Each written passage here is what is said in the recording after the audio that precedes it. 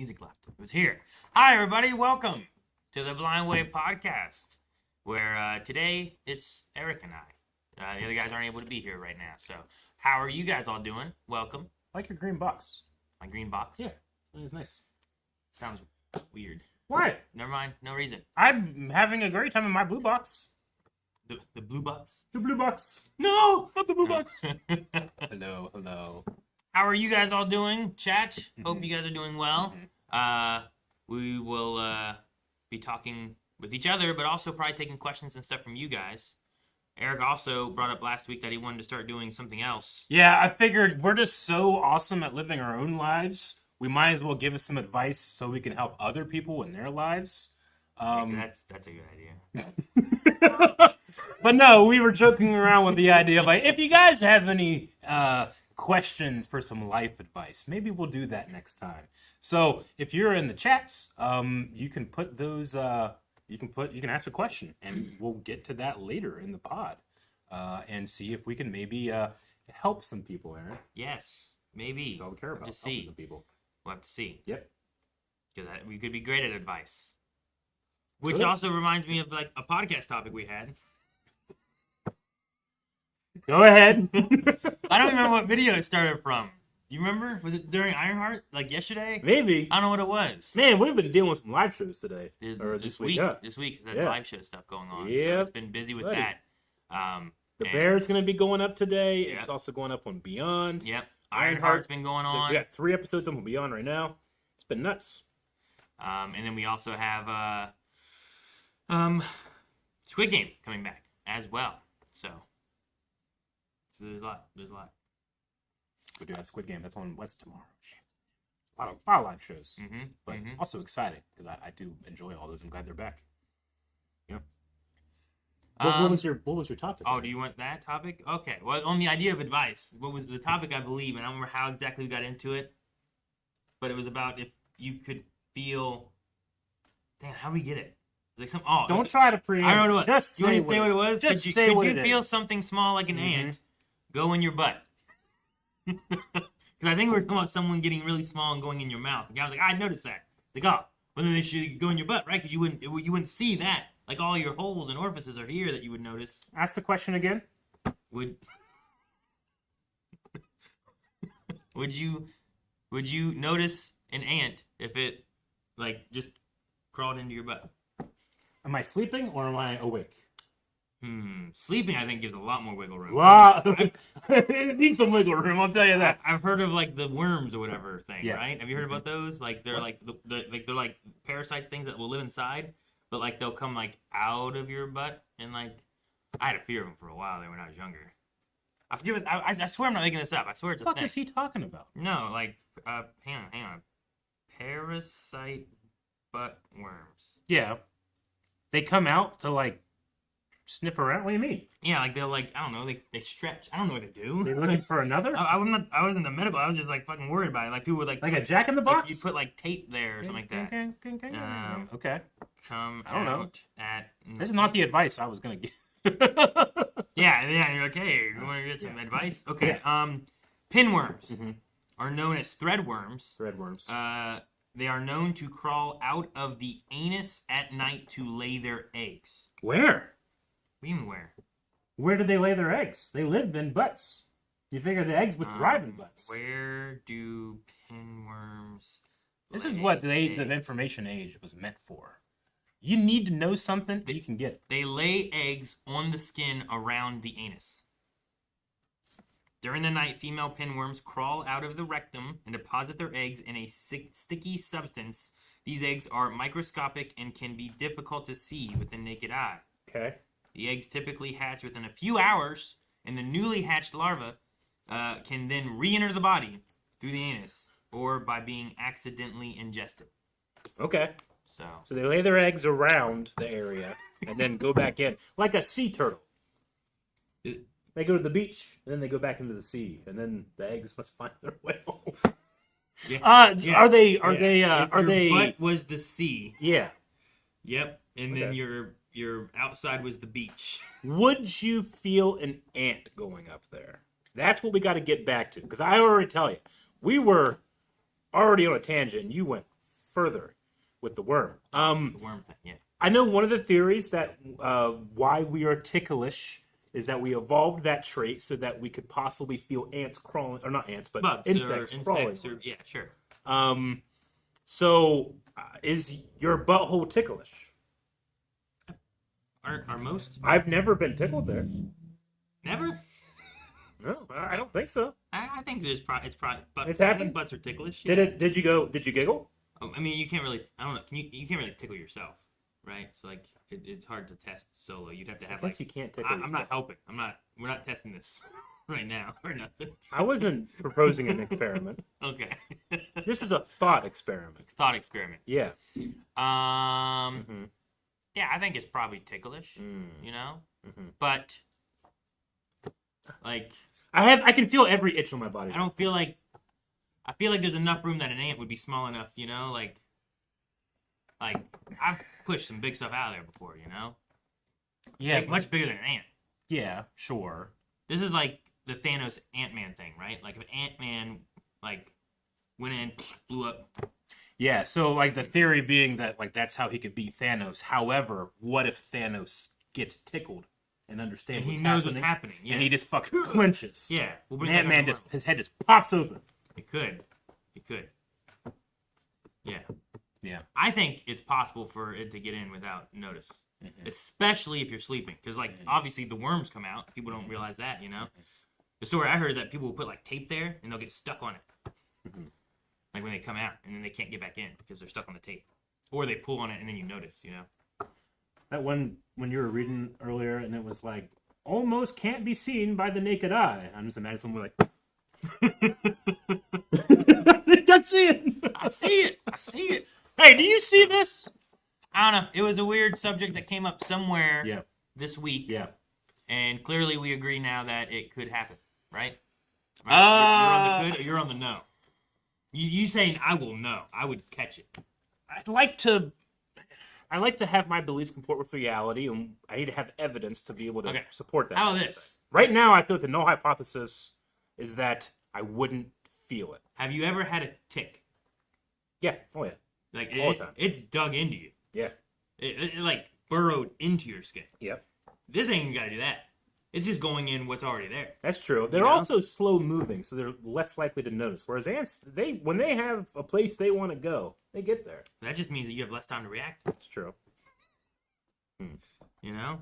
So, and depending on how much like hair and stuff you have, like it might touch on that and maybe not trigger like skin notice, you know? I suppose so. Like stuff can be on my hair sometimes and I don't notice it. Yep. No, I get you. So, it sounds like we need a poll. I am, yeah. Jake, I need you to type this. Type that poll out. Say, do exactly as we say. Aaron, please state the question again. Do you... I guess this is a personal experience, right? Yeah. So we'll do it like, do you think you would notice an ant crawl in your butthole? Yes, no. This is the first time you said butthole. Butthole, butt. You want just butt? As long it might not let you say butthole. I don't know. As long as Jake Twitch might be like, hey, you can't say butthole on Twitch. Nope, you can say butthole. Yeah, it's good. Oh, butt hole. Yeah, there you go. Okay. Perfect. Guys, there you go. We got a poll now. Now Eamon says a new poll has begun. This discussion, the reason. And YouTube will get you one there too. All right, and then we'll let that marinate a little bit. See what people were saying. As you should. But yeah, I think you got that covered for now. Yeah. Yeah. Good. There was something else we had at one point, but I don't remember what it was. Okay. I gotta come back up later. Okay. Gotcha. Sure. Man, maybe where was it? I don't know how to find it. I should have wrote it on this. Yeah. I wrote it in the notes of whatever we were talking about at the time, but I didn't write it here. Gotcha. I know I had something that I was like, I think this would be an interesting conversation, but you bringing that up first has not ruined, paved over what I was going to say. It's about the advice. Hey, guys, we could probably give really good advice. That's what Eric says. So, we'll have to see. I mean, I'm not giving, like, we didn't give any advice on how to avoid it or anything. You want to do that? No, yeah, this is just, like, stipulating. I mean, like, raid. How do you avoid, raid. What? Like a line of raid around your bed. Around, like, the whole bed? Yeah. Okay. You know how, like, you get Supernatural to put salt around where the worst thing is, like, when after. Like, it's in there! and you're like, raid! I gotcha. I understand. All right. Ugh. Well, Anyway. I mean, the polls are going, but it looks like they're 88% on one already. 88. 88. 88. I can't believe I voted for that. Oh man. Let's see. Alex Scott says, Aaron, if your butt is so loose that an ant can get in your really need to see a proctologist. I don't think ants are small. Yeah. I mean, like I said, like I poop much bigger than an ant. True, know? but I mean your sphincter Can open and close, yeah. Yeah, generally it's an amazing piece of the body. Yes. And that it like Sure. it is always tense, like it's always closed at me. That's the Close. default. I mean, it's I like feel like I've gone too far. I had something. What do you have anything else on your list? I mean, I just had things that we've written down. Over time. I did have I had something news-wise that I was debating on saying or not because I saw something, Okay. and then I was like, should I say about this or should I wait? And if maybe there's a trailer, we react to the trailer if you guys didn't know about it. Okay. So I was like 50-50 on what way to go about it Okay. because I was excited. Tell me. But I don't know if any. any of you guys are excited either. But I had seen where let me just open up and make sure that I have there was an announcement, I believe, or something that was said, but I want to make sure that it was I also want to make sure it's real. Maybe you guys could tell me if it was real too.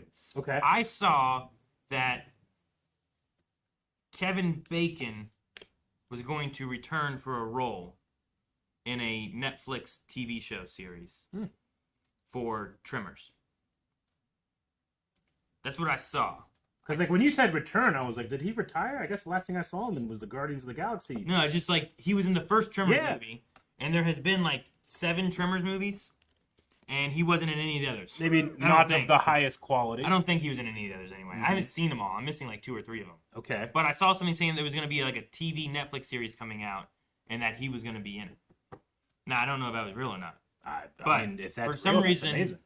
Tremors is like a nostalgic horror movie as being a kid for me, and I was like, oh man, I'm excited for that. Yeah, and I know it is a horror movie, but I always kind of consider it more of an adventure. Sure, yeah. And Adventure. it's only A little because bit of it's comedy. so easy to play. You guys want to play Tremors? Which is pretty much just Yeah, floor's lava, Yeah, but instead of it, but like, outside. you can still touch the floor, but Yeah. you better hurry up and run because it's Exactly. coming to get you. You know, Like lava, you just touch it, you're dead. that game on a farm is fun, dude. Like you can pole vault from You going hay to hay or from something? fence to fence. Yeah, exactly. Fence. Yeah. But it's a lighthearted horror adventure. Minecraft. Yeah. Someone okay. was Well, if saying that's that a real thing, yeah, I would watch that trailer. I would. Yeah, that's what I was hoping for too. I don't know. I just saw it popping up. Yeah. I saw someone in chat saying that Google says it's a hoax, which I think that they had. I'm pretty sure there was some kind of TV series on Sci-Fi at some point. Yeah. But I don't think it had. I don't even know if it had Bert. I don't remember. Okay. So, but I don't know. I think Jake's also over there typing things in. I don't know what he's seeing too. But like, it's one of those things where like I don't often go looking for things, but when things pop up, sometimes I'm like, huh. Yeah. Well, I don't want to look anymore. Mm-hmm. So, but yeah, I don't know. I didn't know how you were with Tremors. I didn't know how the other guys were. I with mean, Tremors. I love the first Tremors. I've watched it, I don't know, 10, 12 times in my life, and I've never seen another Tremors movie. You only seen the first one? Mm-hmm. You never seen 2? I don't think so. Damn. I've seen like I don't know, like commercials of them like saying like, "Hey, this is gonna be on a TV station or something," and I remember being like, "Oh, these fuckers are flying. You can't play the air is lava or anything," and it kind of like ruins it for me. So I know that the Tremors change. I guess is the only thing I know. I see it. Yeah. See. Okay. And I'm not sure how I feel about it. It does look like the Tremors one is not true. No. They have to get the rights back from Universal. That is 1 degree of Kevin Bacon you ain't getting again, Aaron. There was movie news that is exciting to you, in that Bond has found its new director. Bond found a new director. Let me double check and make sure my information. Okay. Man, I still While got directors to go through. While you double check that, I wanted to say that I saw the poll ended, Oh, and when Twitch ended, yeah. Both were a yes at 81%. Both were at Wow. 81%. I mean, that's two's a coincidence, three's a pattern, but that's still pretty good. 2 polls, 81%. Someone said it looks like creators got the rights back recently, and it's rumored to possibly be happening. Mm-hmm. That's the closest it was. It was looking like they were getting the rights back. Gotcha. Maybe that's what happened. Is like the rights were coming back, and like that was and that was what people were putting out there. So, all right. Did you find about the director for Bond? It looks like, because several news places are confirming it, is Denis Villeneuve, I think is how you say it. Directed Dune. The Dune director. The Dunes. He directed Arrival. Yeah? I'm trying to think what else you guys have seen. That motherfucker's doing Tremors? All right. No, Bond. Can you imagine? I mean, I guess he has sandworm stuff, but just the scale, That would be crazy. Yeah. Okay. So the next Bond movie, which will also, I believe, not be Daniel Craig. I believe it was all changing, and I think it also all the rights had gotten bought and shifted over to Amazon. Sure. I think it was Amazon. Yeah. I'm not really part of the Bond fandom online or anything. I mean, I played GoldenEye when I was a kid, and we've been watching some Bond movies as we need to watch more as we can, but people aren't voting for it on our polls, so I want to watch them. But I imagine it's probably something similar to like Doctor Who. Like you have eras depending on who is Bond, right? Ooh. Yeah, I mean you do. There's definitely some different feels. Like they never do like different Bonds. They never do like, all right, we're gonna have this guy, and then we'll go back to this guy, and then this guy again.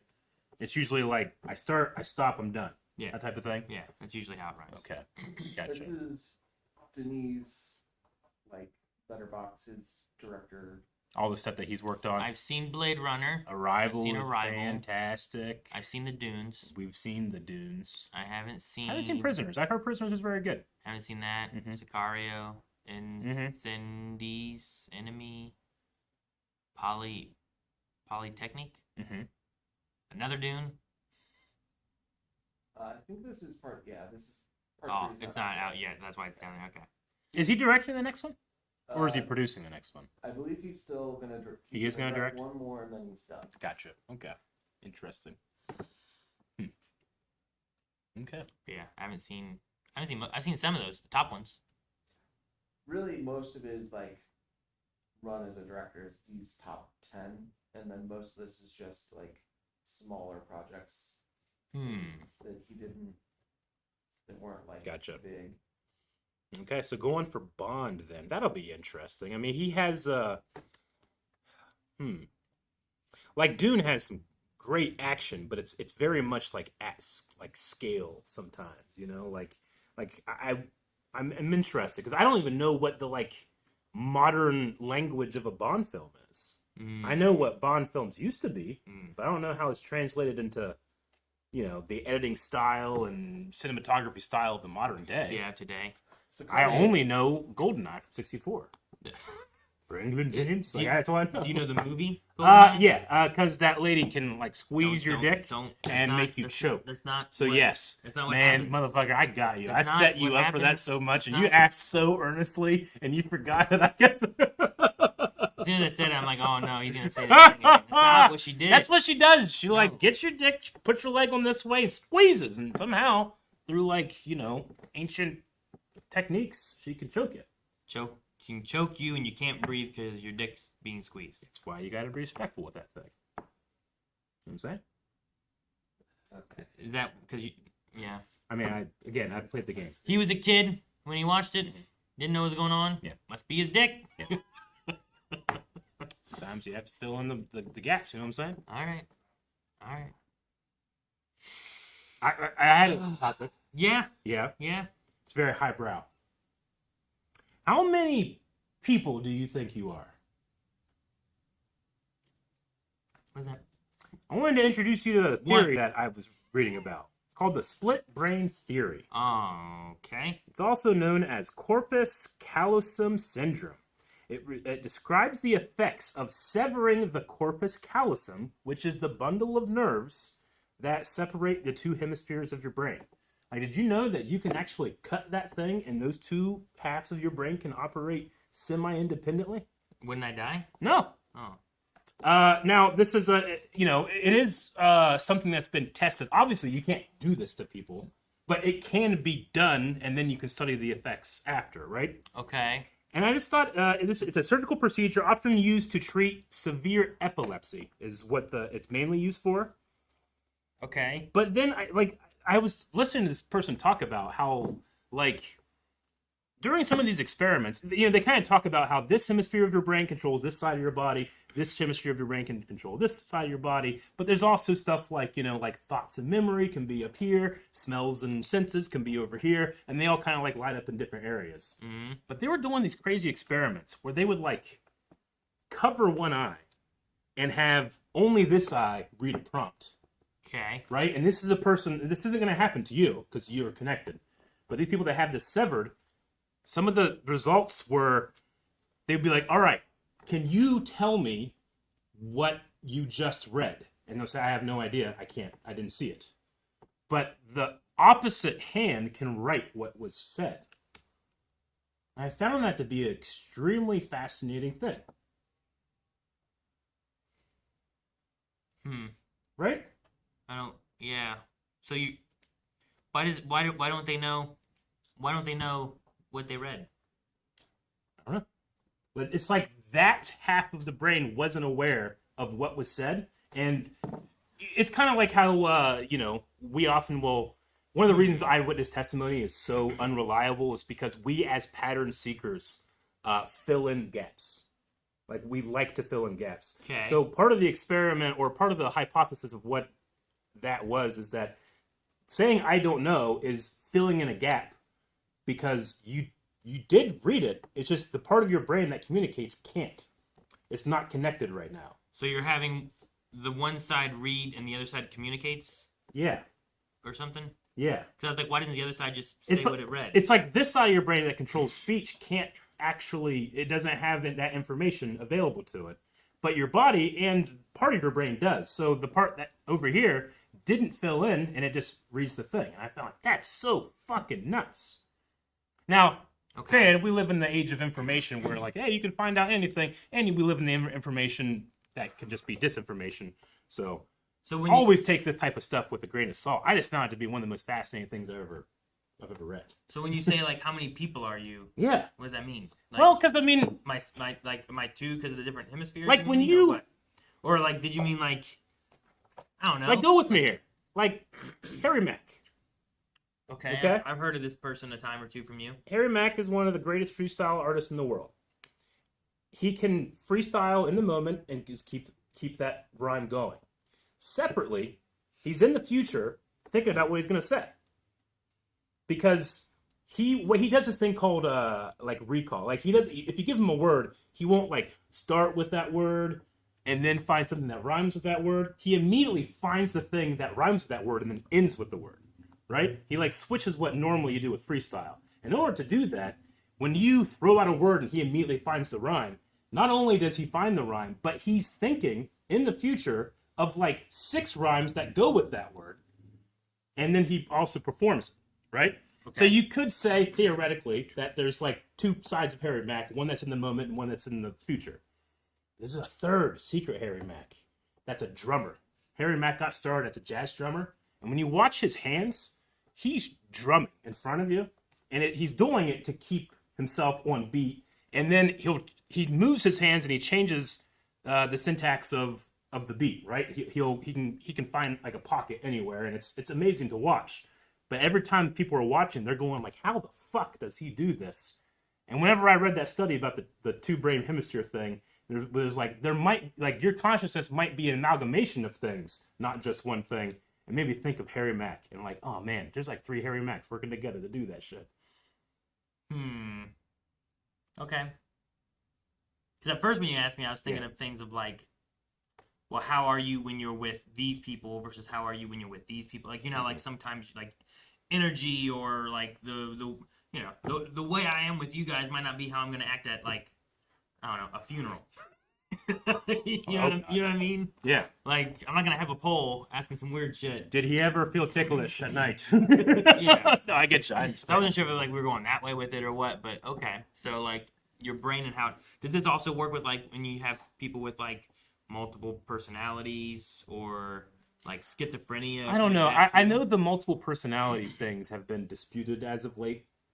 In terms of like, well, that might not be exactly where we're going here. Maybe it's something closer to just like certain regions being locked out, and because of that, you kind of create what might be a new personality. But some people think that it's a matter of just like this part of the brain is shut off, and thus the composite person is different. But I don't know how it. We don't know how to study that type of thing. We have no idea where consciousness comes from. Yeah, We only know if consciousness is a real thing. It might just be something that us, the human animal, believes we have. sure. You know? There's a difference between being conscious and having consciousness. Sure. Right, that's what you mean? Because there's the idea of is consciousness generated by your brain, or is your brain getting a frequency of consciousness, right? It's called pluralism. And I'm more of the kind of guy where it's like, well, I'm not aware of any consciousness that is not generated by a brain. So I imagine that's the case. But people way smarter than me think that it's a much more disputed thing than I do. And what the fuck do I know? Yeah. Yeah, So, I don't know how you study brains. yeah, me either. But I think it's a fascinating thing to think of. Yeah, interesting. Mm-hmm. I think it's fascinating that you wanted me to lead with that other topic, and then you wanted to bring up this topic and be like, "Hey, look at the topics we bring to the table." That's why we'd be good. Yeah, no, Aaron, you say it. That's you say it. you know what. You That's bring it why up. we'll be good at giving advice. You know, we have very diverse opinions on how things should be. It should be. Should be. Yeah. All right, interesting. No, It's a really fascinating topic. Definitely go out and search people that know what they're talking about with this type of thing. Yeah, that's not me. I'm a passing tourist, but I'm like, that's cool, and then I don't know the details. But listening to it was just like, whoa, if that's true, that's nuts. You know, like you're not just one thing, you're a bunch of things. But I mean, I guess that's true in general, right? Like blood cells are organisms. You know, the gut bacteria is an organism. You are just a community of things working together to be you. Yeah. And you like to think, well, I'm the driver, I'm the pilot, I make the decisions, you know? But then you have the whole question of free will versus determinism, and in which case, I don't know. I don't know what's going on. You don't know. So anyway, very fascinating stuff. Yeah. I forgot because you don't believe in free will anymore, right? No, not necessarily. I don't. I wouldn't say that I believe there is no free will. I just don't have a current belief that there is free will. Gotcha. So on the free will scale, you're like agnostic. Yeah. Right. Yeah, I'm You're without not- knowledge. Yeah. I don't really know. Yeah. If I have evidence one way or another, I'll go with that. Yeah. Like, I think that intuitively, I want to believe there is, but the more I learn about the topic, the less sure I am. Sure. You know? And this goes with like the preferences and stuff that we talked about before, right? Yeah, me and you were talking about... Like your idea is like Like- you don't pick your preferences. You don't have preferences. You don't control your preferences. Something like Like, that, what's a right? food you don't like? I don't know if I have one. Like, I understand, like, if you're allergic to nuts, you might not like nuts. Sure, You have yeah. no control over that. That's just something that happens, right? I mean, But you don't like peanut butter. I said or that, whatever, but right? also like lately I've been eating peanut butter. You've been eating peanut butter. Yeah. So like, But, like, what created your aversion to it? Is it just a matter of taste? Do you just not like the mouthfeel that it gave you? Did it Maybe. make you feel bad? I never really liked nuts Yeah. usually, and then like peanut butter itself, like I would eat, but then I was like I always preferred like meat and stuff. Sure, yeah. You know, like a turkey sandwich. But not a where peanut was butter that sandwich. preference forged? Where did it start? I don't know, because like when I was real young, I choked on a peanut. Mhm. That may have been why I just didn't eat peanuts when I was younger. Yeah. But like when I was younger, I did have peanut butter sandwiches, Mhm. and I would make what are they called? Fluffernutters. And I would make Fluffernutters? fluffernutters What's a and fluffernutter? peanut butter and Hold jelly on. sandwiches. Drop the and- free will shit. What's a fluffernut? It's a sandwich where it's peanut butter and like marshmallow cream, and like that's the sandwich. It's marshmallow and peanut butter. So like you just get the marshmallow cream, and you put it. Yeah, there you go. See, Oh my god. sandwich consisting of peanut butter and marshmallow fluff. Why didn't I know about this before I had diabetes? I don't know. You didn't ask me about fluffernutters. I never had marshmallow sauce in my home. No. It was never something we got at the grocery store. Marshmallow sauce. Yeah. What? No. What? You- It is. Never had It's marshmallow a sauce. Come on. I mean, what's it used for? Fluffernutter. I don't know. We use it for stuff. I'm trying to think of what we used to use the marshmallow fluff for. I mean, I imagine it's just like, It was just like a jar like peanut butter, but inside of it was marshmallows. Marshmallows. And marshmallows has been like one of my Fluffing it. favorite like things. Okay. I think Rice Krispies is probably used for that, right? Is that what helped to stick them together? Yeah. I feel like Is it as exciting as the peanut butter chocolate combination? I'd rather have a fluffer Nutella. Like I'd rather have like Nutella Yeah. and marshmallow than Sure. peanut butter for me. Yeah. So, but I don't know. Peanut butter and chocolate's still good. Like I've had peanut butter and Nutella together as a sandwich. Yeah. I don't like Reese's cups very much, No. but Yeah. also like I don't know. Those two blending together don't work for me. I personally find it fascinating to try to examine why don't you like peanut butter that much? Yeah. Where does that come from? Is it a belief you have and it's actually not true? You just believe it? I mean, like, if you're in a life and death situation, like, I haven't had calories for 40 days and there's peanut butter there, you won't be like, you know? No, I'll eat it. You'll eat it. I'll eat it. Yeah. I used You'll to be fine. I used to not like broccoli, and then I got older and now I like broccoli. Yeah. You know, I'll eat asparagus now. Like, I wonder I guess where, I don't like... really like Brussels sprouts that much. It's just the taste of it's not great. Yeah. Melanie has a lot of things she doesn't like, but she always says it's more of like the texture that she gets from it when she eats it. She doesn't like the texture of things. Sure. So like she'll eat a salad, but if it has any kind of salad dressing, she won't eat it. It's like, how do you explain that? Like that is I feel like that's a thing where she like tried it, she didn't like it, it felt slimy, so she doesn't want to eat it. I don't know. Well, I would have to ask, like, well, okay, so the feeling of slimy, like, I mean, there's slimy things that I've eaten that I enjoy. Like, why are you averting from that feeling? Is there something else that had happened that, like, I associate that slimy feeling with bad, thus I don't like it? Or is it just a preference you have no control over? So how does that feed into like the idea of like what our preferences are then? Like when you've talked about that, like like if the idea of like, I remember exactly what your like statement was of like about preferences before. I guess my statement is you can choose what you will, but you can't will what you will. What do you mean? Right? It's a head scratcher. But like you can't, like you can, if you have a choice, I'm gonna pick the one that I want. But when you try to describe why you want that thing, it always comes back to it generally will come back to something that you had no control over. No control over? It was something that happened to you that forged a neural pathway this way rather than that way, and thus you're always going to make that choice. If given the choice of left or right, most people would pick right because they're right-hand dominant, you know, and that's their default to go that way. Do you have a control of what hand you're dominant in? Not really. I mean, despite fucking 1,000 years of Catholic nuns trying to stop it, you know, people from doing it, you can't help it. You can't choose it. It's not a choice. Where did that come from? You know? So like having those types of questions, and then you're left with like, do you have a free choice in that or not? I don't know. So how does it work? Because like you're saying like, okay, well, what don't you like? What about like there's 5 different types of pizza. Yeah. If any one of these pizzas were on the table, I would just eat one of them. Yeah. But I have to pick one of them to eat from. Yeah. Like that's a preference that doesn't have to mean You'll prefer one over the other. Maybe. Right? Though, you know what I often do? Yeah. I'm gonna take one fucking each. You know what I mean? Like, hell yeah, buddy. You know, I get you. Like fuck, man, I want all this. But do I? If I have pepperoni or mushroom, like I'm gonna go pepperoni because I don't really enjoy mushroom. Because of a reason you're like because I can't get the smell and feel of the giant tin cans of mushrooms that would come off the truck at the pizza shop. Okay. And I associate it with that. Like, so when I see and feel and taste a mushroom, I immediately go back to that, and it disgusts me. You know? Okay. And I don't know why. I just don't like you take the lid off and you turn it over and it comes out in like a perfect fucking, you know, cylinder, and and then you have to like massage it down. You know, it's gross to me. You know. But I didn't get.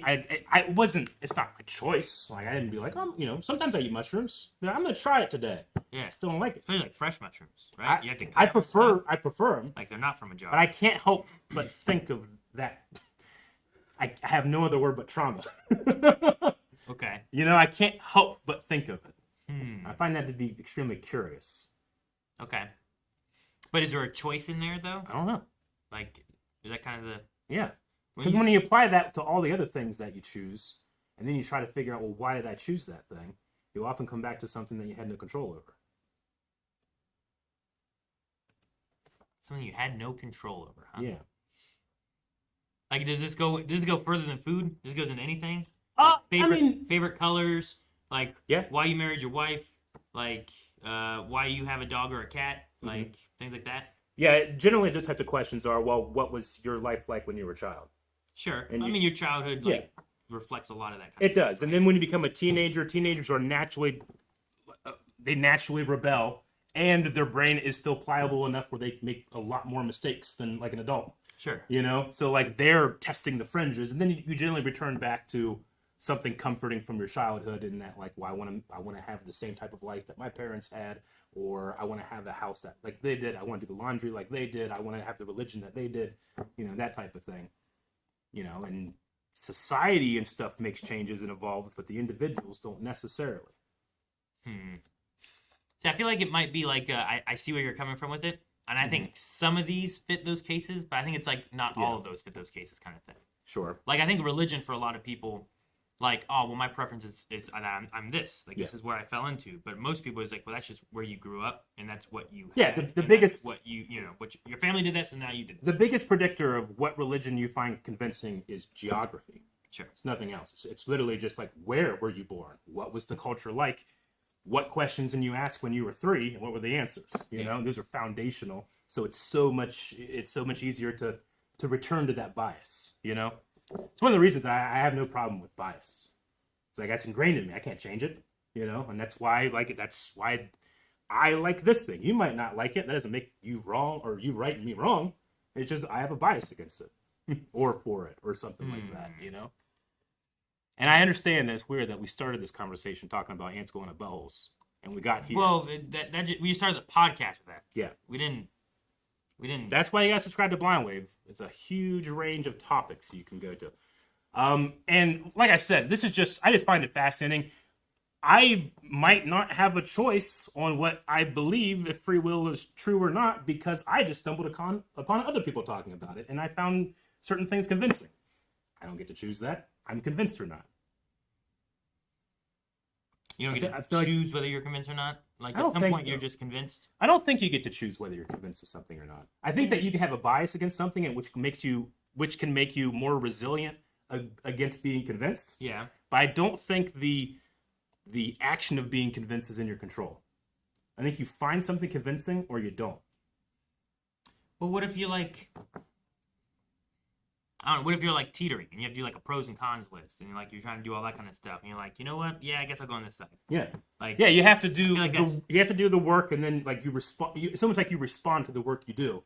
But generally, when you're doing that, you're researching, and then you're going out and you're finding other things that convince you one way or the other. You don't just I don't just believe I can't eat food for the rest of my life.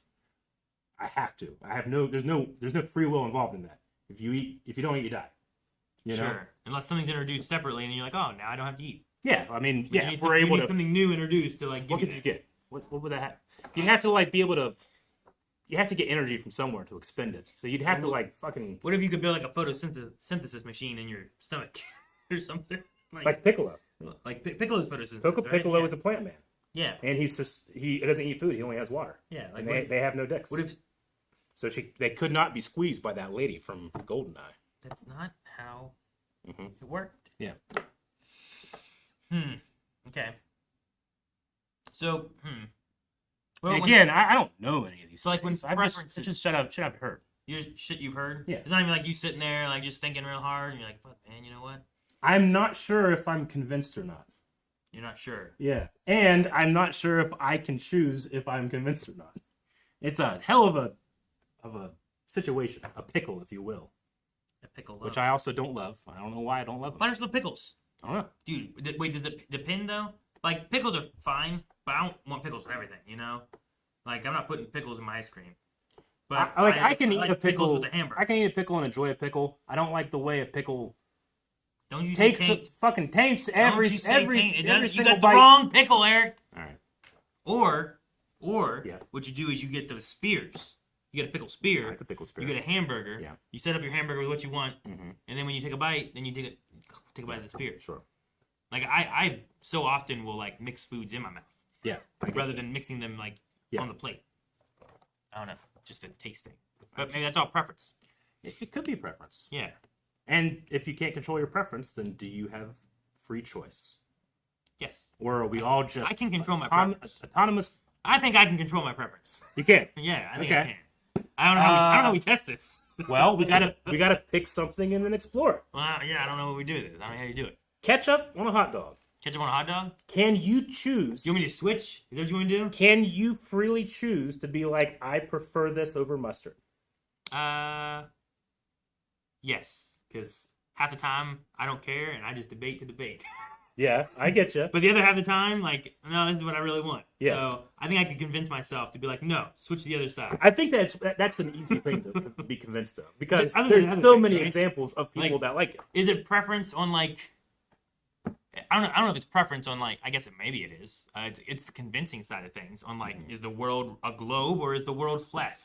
Yeah. Right. Like, there's people like whatever their belief fits into, right? Yeah. And how convinced they are. And usually those are predicated on what sources do you trust, not necessarily the arguments that are convincing. Right? Like a lot of conspiracy theorists enjoy the feeling of like, I got secret knowledge that all these other sheep don't understand. That's a very addicting feeling, you know? So you can convince yourself that something is good because you're addicted to that feeling, you know? And do you have choice of that addictive feeling? Yeah. That's how people get sucked down these rabbit holes, you know? And that's why I think like skepticism is our greatest tool against misinformation and that type of thing. But why do I think that? I don't know if I have control of why I think that's true. The next thing I think of next to the hot dog thing. Yeah. Because I do think like, I think I could convince myself ketchup would be better. But in this moment, like I would be like, no, ketchup is not the option. Yeah. You go with mustard. Did you ever have something where like ketchup on a hot dog like was a negative effect for you, or is it just a matter of I can't like think of anything like that. It's just Yeah. like I think the superior taste is that mustard and the way it's flavored versus the sweetness of ketchup Yeah. is better on a hot dog. do you secretly think that people that disagree with you are always wrong? I don't think I really think that on everything. On everything. Sure, yeah. Because there are people, there are narcissists, like they cannot help it. They think everybody that doesn't agree with them is incorrect. Yeah. You There's know? probably some things where I'm like, well, you're just wrong with this. This is Yeah. not right. But I think there's other things where, especially on this, where it's more of a Yeah. preference. It's like, yeah, you want ketchup on your hot dog, that's fine. But I don't think it's the right answer. But for you, that has evolved to anytime you see ketchup on a hot dog, this is an opportunity for a funny conversation. But when you do that, you literally are creating an aversion to ketchup on a hot dog. Yeah, I am. Where, like, you might be completely by yourself. You might not have mustard. You only have ketchup, and you have a hot dog, and you might be like, nah, and you shut it. And you think I made that choice, but you really didn't. It's happened to you. But why would I put ketchup on a hot dog? Because it's good. Yeah. It changes the flavor in a pleasing way. I think mustard The changes bread could the be too dry, and you want to have some type of sauce, you know? You know, okay, here's the best one. Yeah. I want to make sure I come back to the other one, too. Okay. But, for a hamburger, this might be preference. Okay. Maybe it's OCD. I don't know what it is. All right. When we have hamburger, and then Melanie says, we're out of hamburger buns, Yeah. right? Okay. It's like, so we can cut it and use hot dog buns, or we can use bread. No. Both seem like reasonable ways of getting a hamburger on bread. And I have to admit, I've never considered the hot dog bun situation. Yeah. Yeah, I've always just followed the bread. Typically, Yeah. my answer is, I'll be back in 15 minutes. I'm gonna go to Kroger and get hamburger buns. hamburger buns. Yeah. That's what I do. Yeah. And I'm like, because it has to have hamburger buns. Okay. Yeah, I don't agree. know why. Though there was a time recently that Melanie had made. Actually, I think it was for Father's Day. She was gonna make hamburgers. She made hamburgers, and then we were getting ready. We didn't have hot dog. We only had hot dog buns. We didn't have hamburger buns. And I was like, well, I'll go get some. She goes, no, it's okay. We'll do this. We'll cut the hot dog buns, and we'll just make them into like little hamburger buns. Yeah. And I was like, okay. She goes, I'm sorry. I know this bothers you. I'm like, it's okay.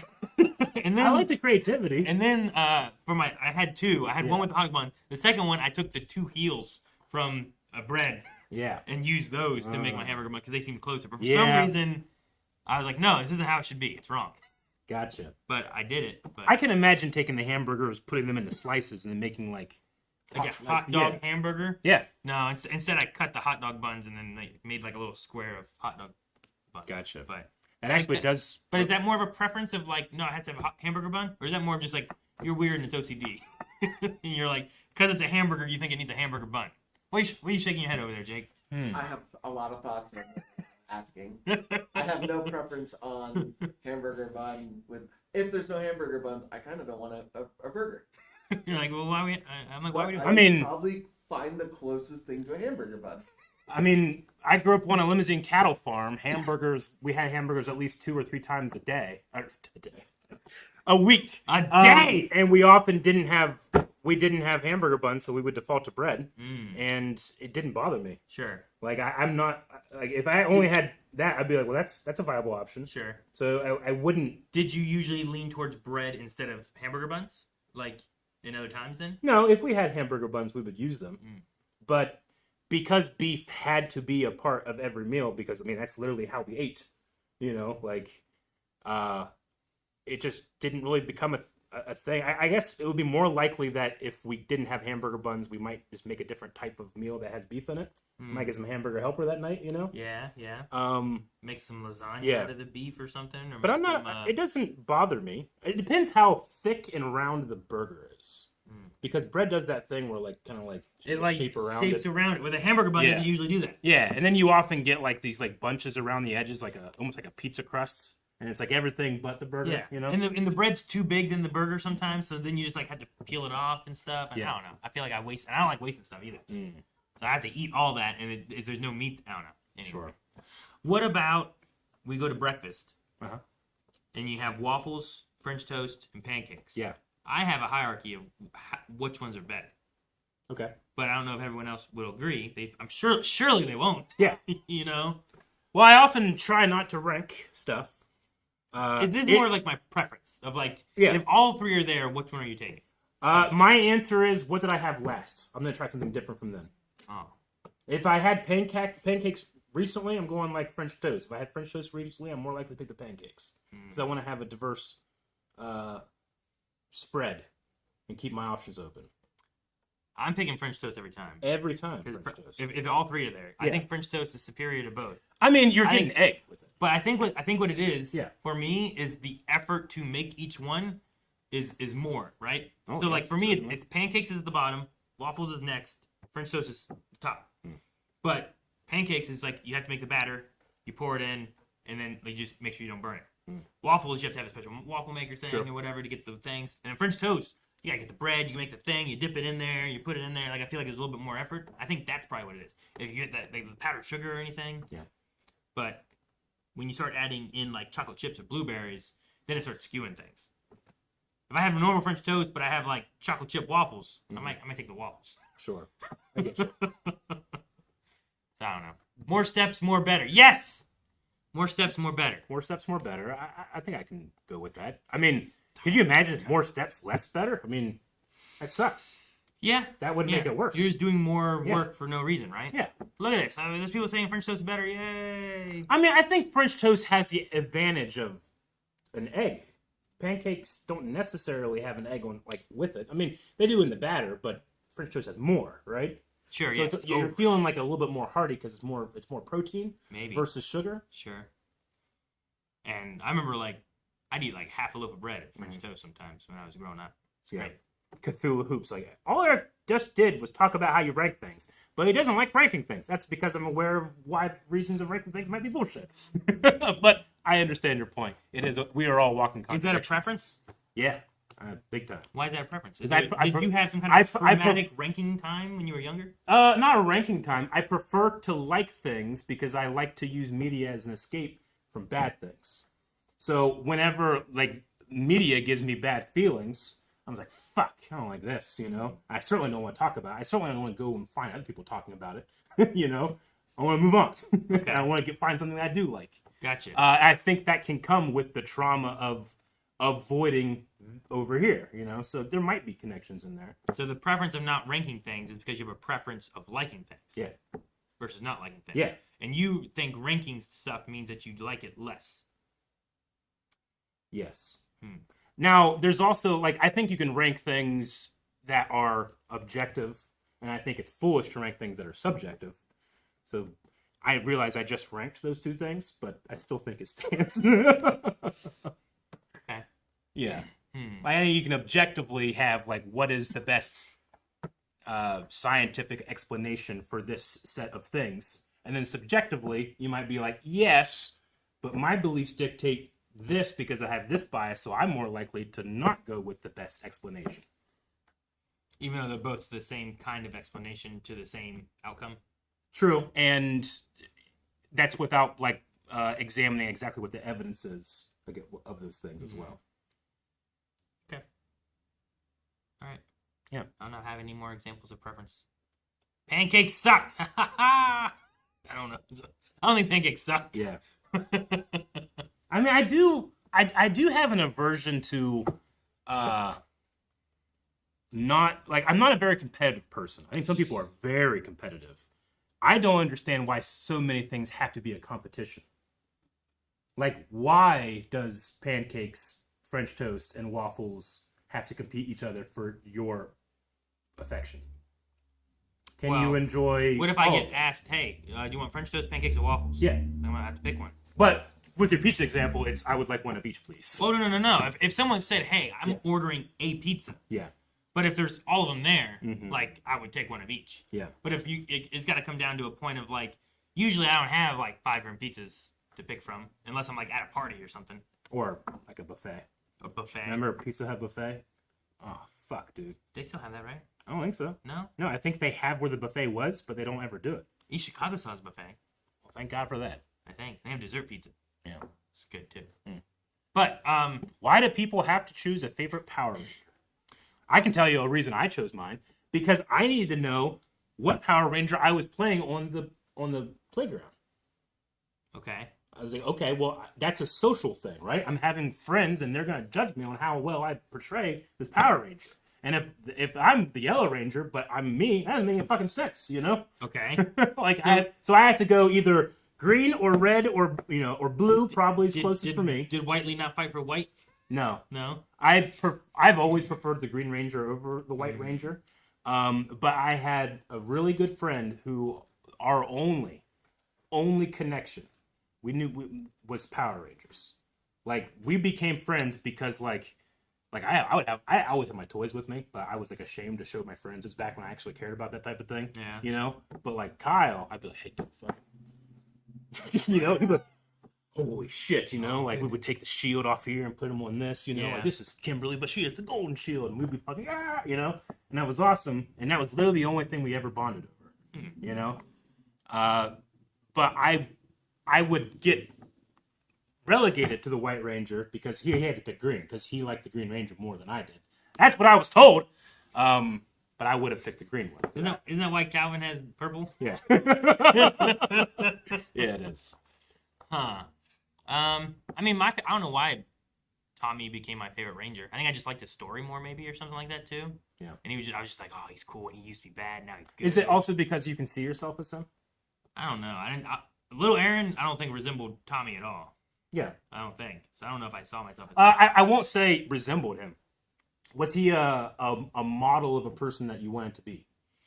Like, Tommy comes with strife. He is controlled by Rita, and he's saved by his friends, and then he finds leadership in that. Like, that's a fucking cool story to aspire to. It is. And when you're watching it as a kid and you're developing, you might be like, I might be more like that. I might not, relate or see myself in, like, the dancing guy or the nerd or the girl, because that's not the role that I'm modeling my life after, But you did it for Tommy.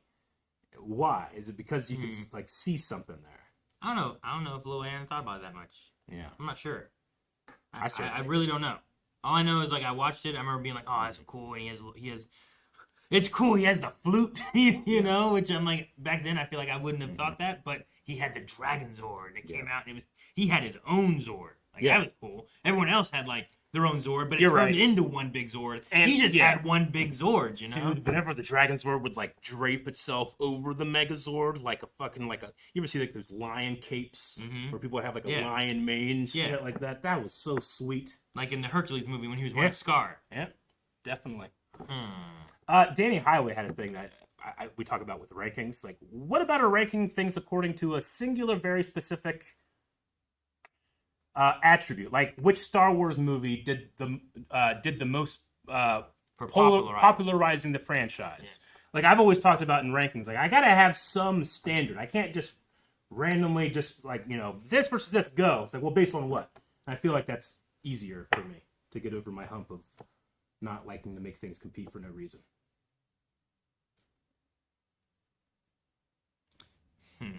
I mean, I think that's easy enough to do.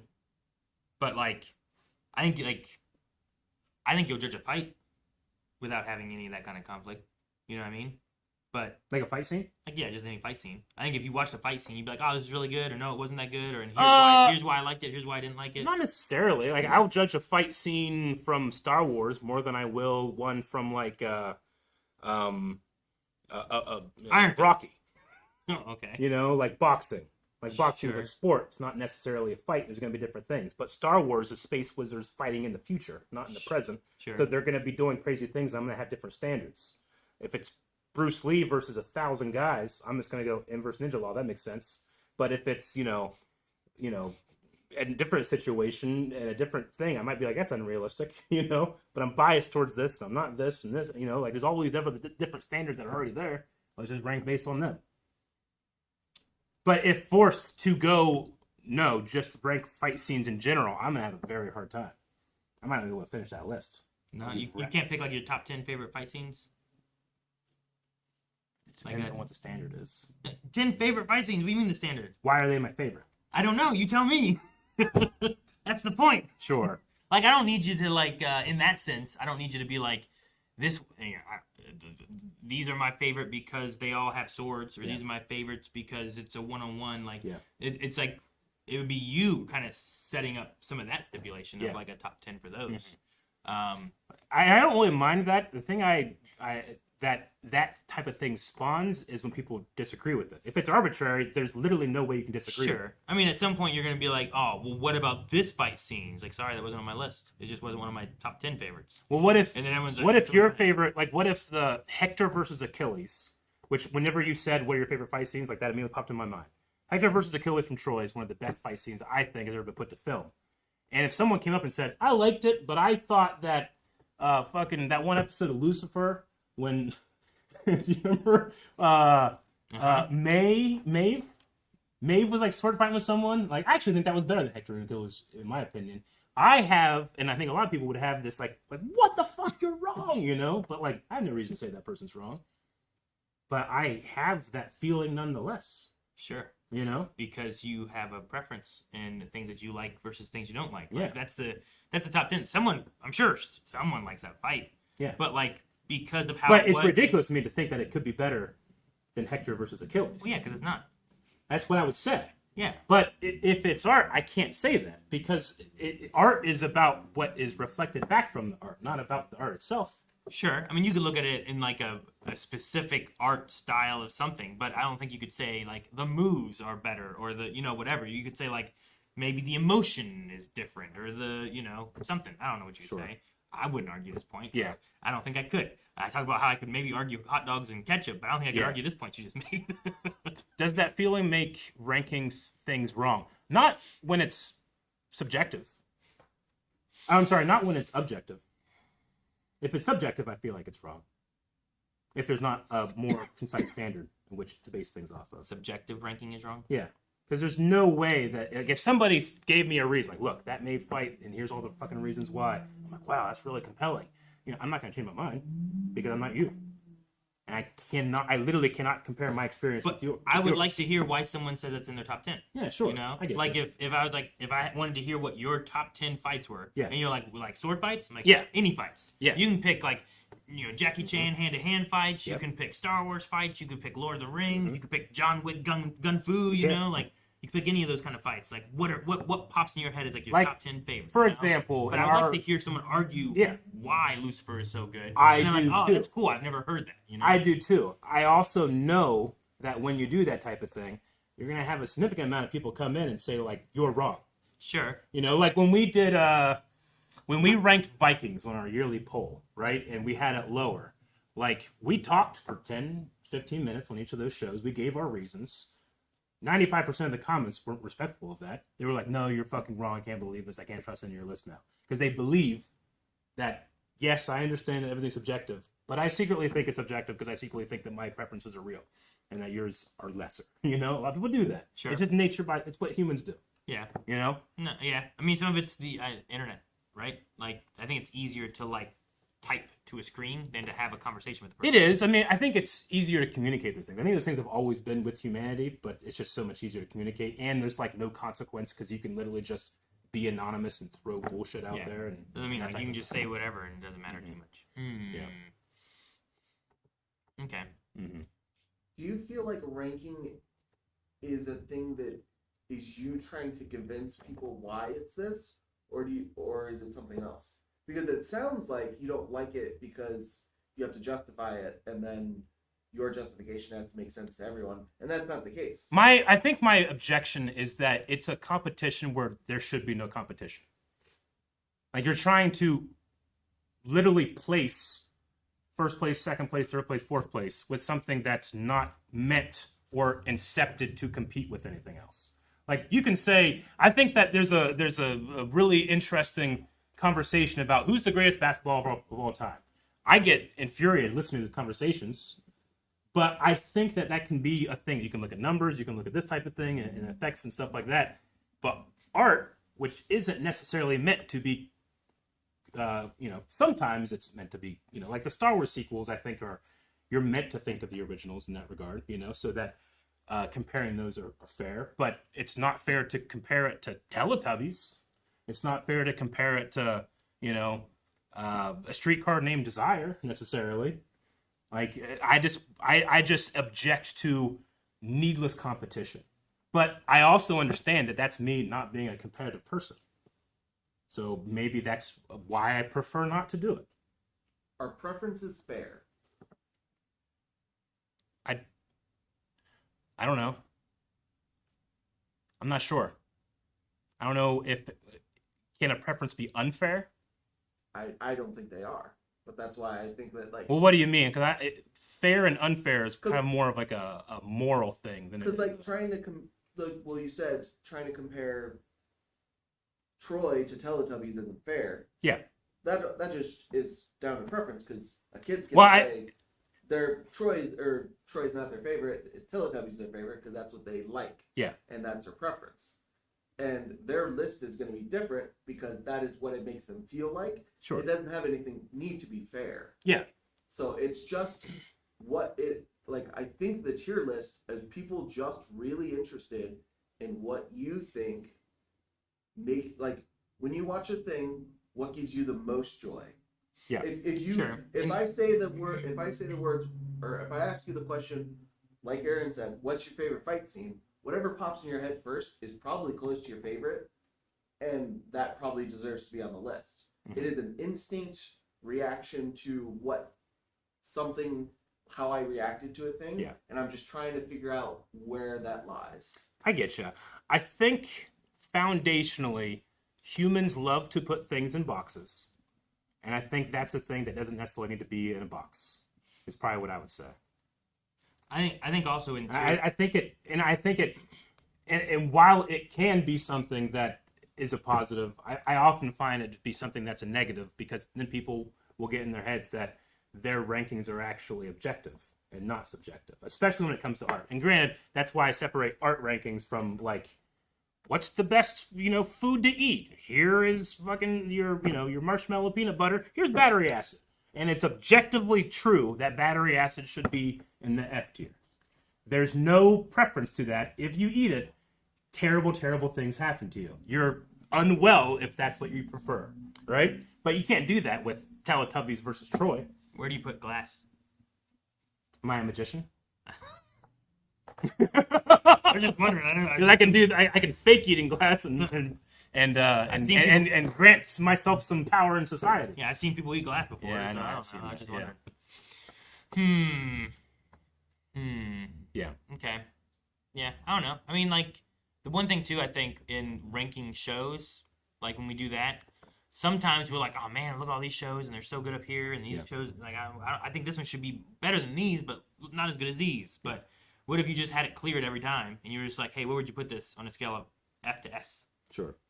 Like that show. You're not ranking among the others. You're trying to rank that one, which is the general idea of what you're trying to do. And it might go back to our whole discussion about, like, do you pick your preferences or whatever? Because, like, you say, what if you clear it every time? And I think my response is, I don't know if that's possible. I don't know if you can clear it every time necessarily. I think you're always going to have that past stuff affect your future stuff. Really? I think so. I'd be like, all right, we're done with that one. Moving on to the next one. Where's this one sitting? I'd be like, all right, dang. But when we sit and have them all there, and I'm looking at other ones too, and comparing, like, okay, well, this one is, I don't know, the Jessica Jones. Sure. And I'm like, man, I don't think it's as good as, this show, Agents of S.H.I.E.L.D. or something like that. But I think it's better than Inhumans. Yeah. But what if I just looked at that one show and I was just like, okay, where would I put this? Not thinking of anything else. And I think I could, like, we just clear it all off and, like, here's this. Mm-hmm. And it's like, okay, maybe it's a C. But then what happens is, like, when we put everything there, like, okay, anything we want to move, it's like, man, I think this one goes with these ones. Yeah. And then we mess with it among other stuff. Yeah.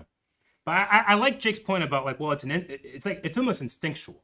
Like, because of who you are, this thing is going to hit you this way. Sure. Right? Yeah. And I think that's fair, but I don't think that means that any one can possibly be better than the other, because the mirrors are different. I mean, you're going to have that. I would imagine it's almost masturbatory in that way. Not to say that masturbatory is not fun and fulfilling and serves a function, but it is kind of masturbatory in that way.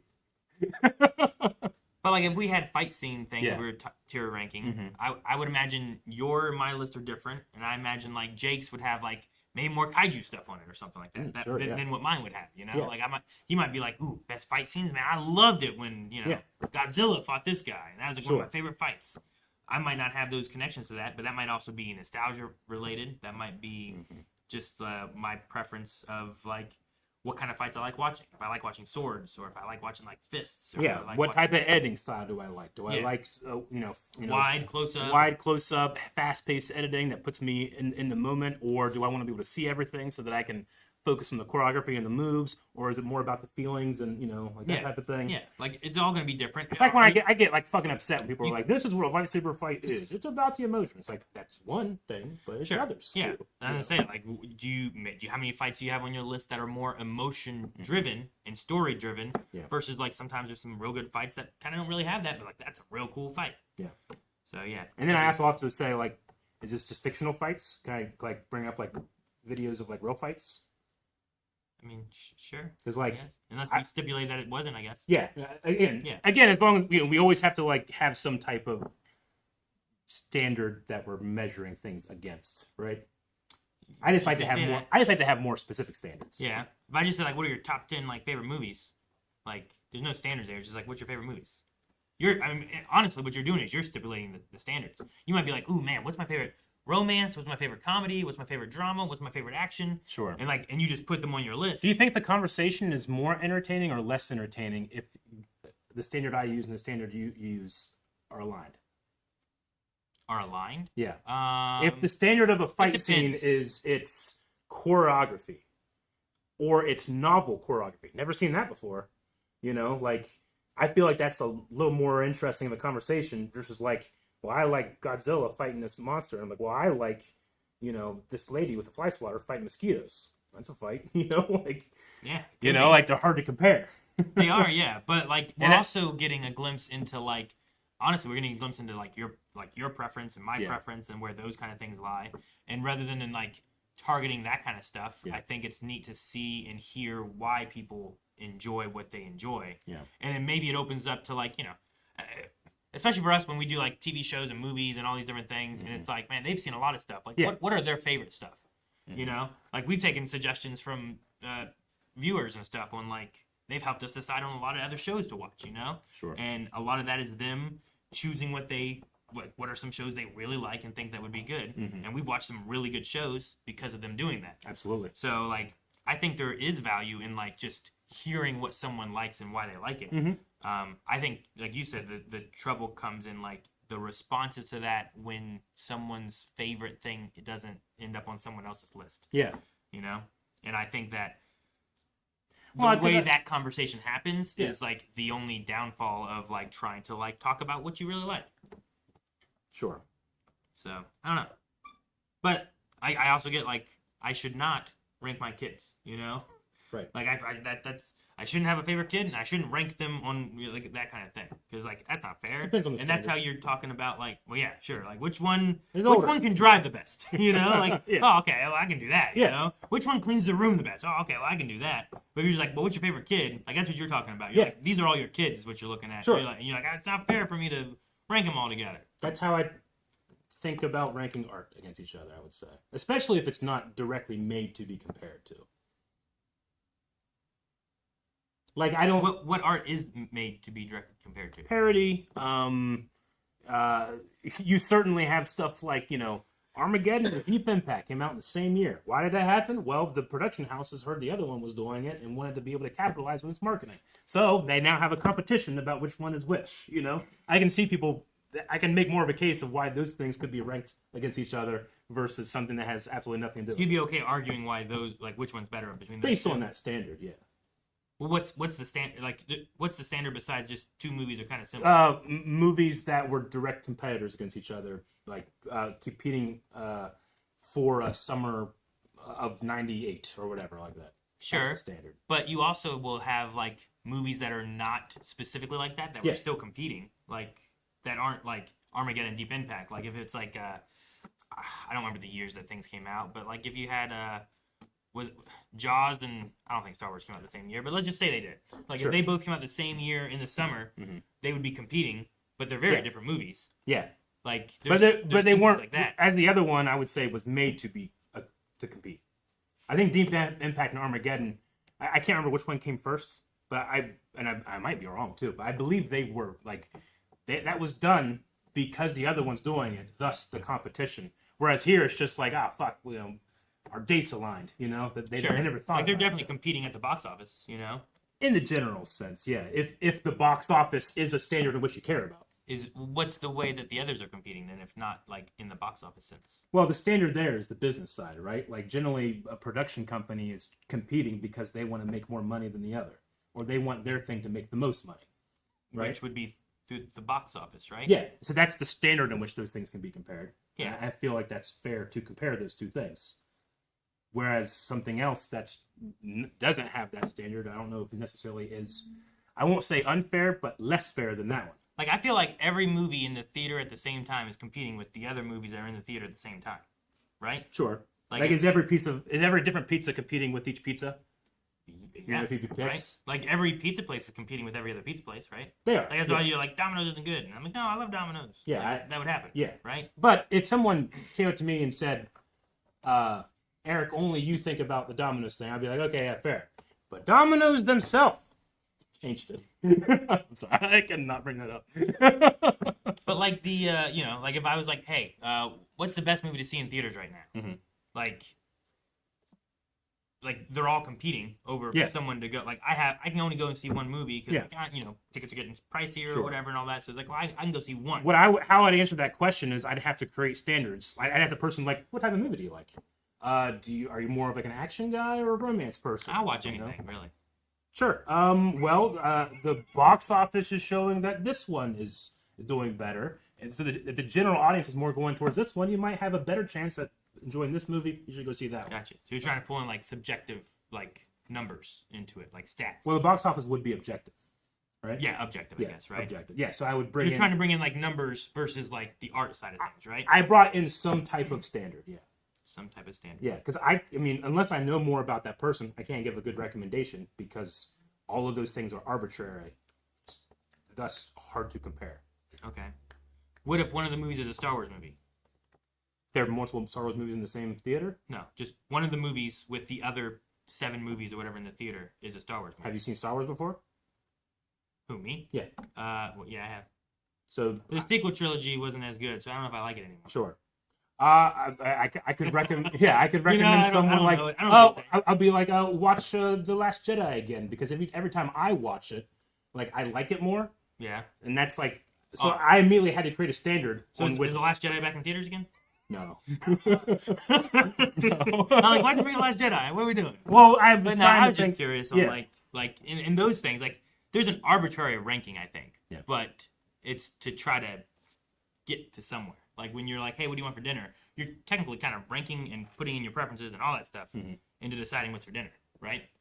Or you're just going like opening the fridge, and then you're doing it there. Yeah. You know. But if you have like any option to pick food, like if you have an option like I'm going to the theater, I gotta pick something. Like you gotta go through some of that a little bit. I think. Sure. It's like going to the rental, the movie rental.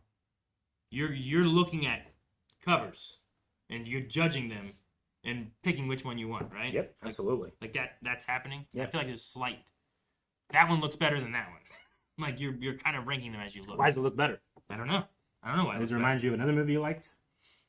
Maybe it looks. Is there a actor in there that you recognize? It could be. I think actors help a lot with people like wanting to choose what movies. But maybe I'll watch the whole thing just because of an actor I like is in there. Yeah. You know. Do you think your recent thought of free will not being real maybe has anything to do with this? Because a lot of the thought processes seem like they overlap in that if you want to look at free will, all of it is ranking something and making a choice based off of your internal ranking. Mm-hmm. Like every choice is based off of that. If you believe in free will. Yeah. But if you don't believe in free will, then that necessity to rank things is no longer there. It just happens because that's the way that things happen. Yeah.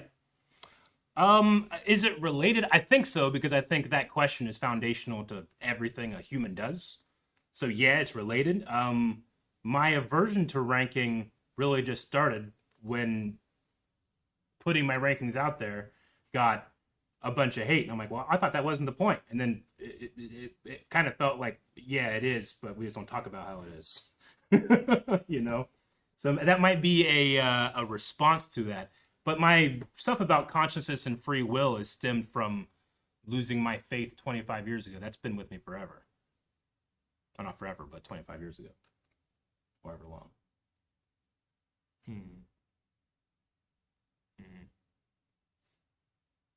So I wouldn't say that the free will stuff is necessarily connected. It's just a fascinating subject. I think maybe my stance on skepticism feeds into a lot of those things. Like I'm skeptical that ranking has merit in art. Yeah. You know, I haven't necessarily been given an argument that goes against it. And if I did and I found that convincing, I literally would not be able to choose that. I would just be convinced or not. Unless part of my decision is me being stubborn and not wanting to be seen as wrong. In which case, I might have an aversion to that, and then regardless of being convinced or not, I might tell people I'm not. But I really am. I don't know. All right. Yeah, I don't know. I haven't been reading any of the responses, by the way. Probably most people are like, "What the fuck, you dummy?" I did see someone at one point say about if we're going to do cryptic combat. Oh, yeah. We could, but we also don't have a lot of the other guys here. Yeah, I like the other guys here, especially because this is all going to culminate in a... And one of the reasons I like cryptic combat is because it is like a ranking thing, but it doesn't mean anything. Like, some people believe in this stuff, and most people think it's crazy, you know? It's why I enjoy the no consequence to that ranking. Gotcha. So, like, if we were doing, like, a movie bracket, and, like, each time it's, like, two movies paired up, which one moves on, and, like, as like, a favorite movie or the best movie or something like that, that one you'd be like, I don't like that one as much. Probably. But I think in those regards, I think people might not identify the standard they have, why they prefer one over the other, but I think that standard still exists. Do you think if our cryptid combat ended up on, like, cryptid discussion boards or people like believe this stuff and are like, these are fucking idiots, would that change the way that you feel about it? If that seems like that's why the movie thing affected you, is that... Well, it's because, like, the movie thing, like, we're doing that to an audience that watches our reactions, whereas, like, we're not doing cryptic combat to an audience that like They don't follow us for cryptid stuff. they're you not mean? followers for cryptid stuff. Like our opinions have no authority or time invested in them. Like I'm going for Mothman for a lot of stuff. Why? Because he's across the river. 'Cause you're Because of biased. geography. Because I'm biased. Yeah, I like bias. I think people have bias. Why do you mean like bias? Because it's integral to who you are. And bias is the roadmap of where you've been and helps you decide where you're going, or at least puts you on the path, and the decision is arbitrary and imaginary. Yeah, I think bias also causes problems though too. Yeah, it does. Yeah. I mean, bias is why you have the comments that say your subjective list is objectively wrong. Well, I mean, you would agree there's good bias and bad bias, right? Yeah. Yeah, I think the bias is a neutral that has been that oftentimes results in toxic behavior because it is because when your bias is questioned, you react like it's an attack on your person. Yeah. But bias is extremely good for us as individuals. Mm-hmm. It's just in the world where everyone can put their thoughts and opinions anywhere at any time. Yeah. Bias starts to look worse than what it is. Mm-hmm. And that people's bias have hurt your enjoyment of ranking movies and shows because they can't exist in a world where their thing isn't your favorite. Would you say that your instinctual feeling of liking one thing over another is because of your bias? Some things yes, some things no. You mean the reason I like something more than something else is because I'm biased on something?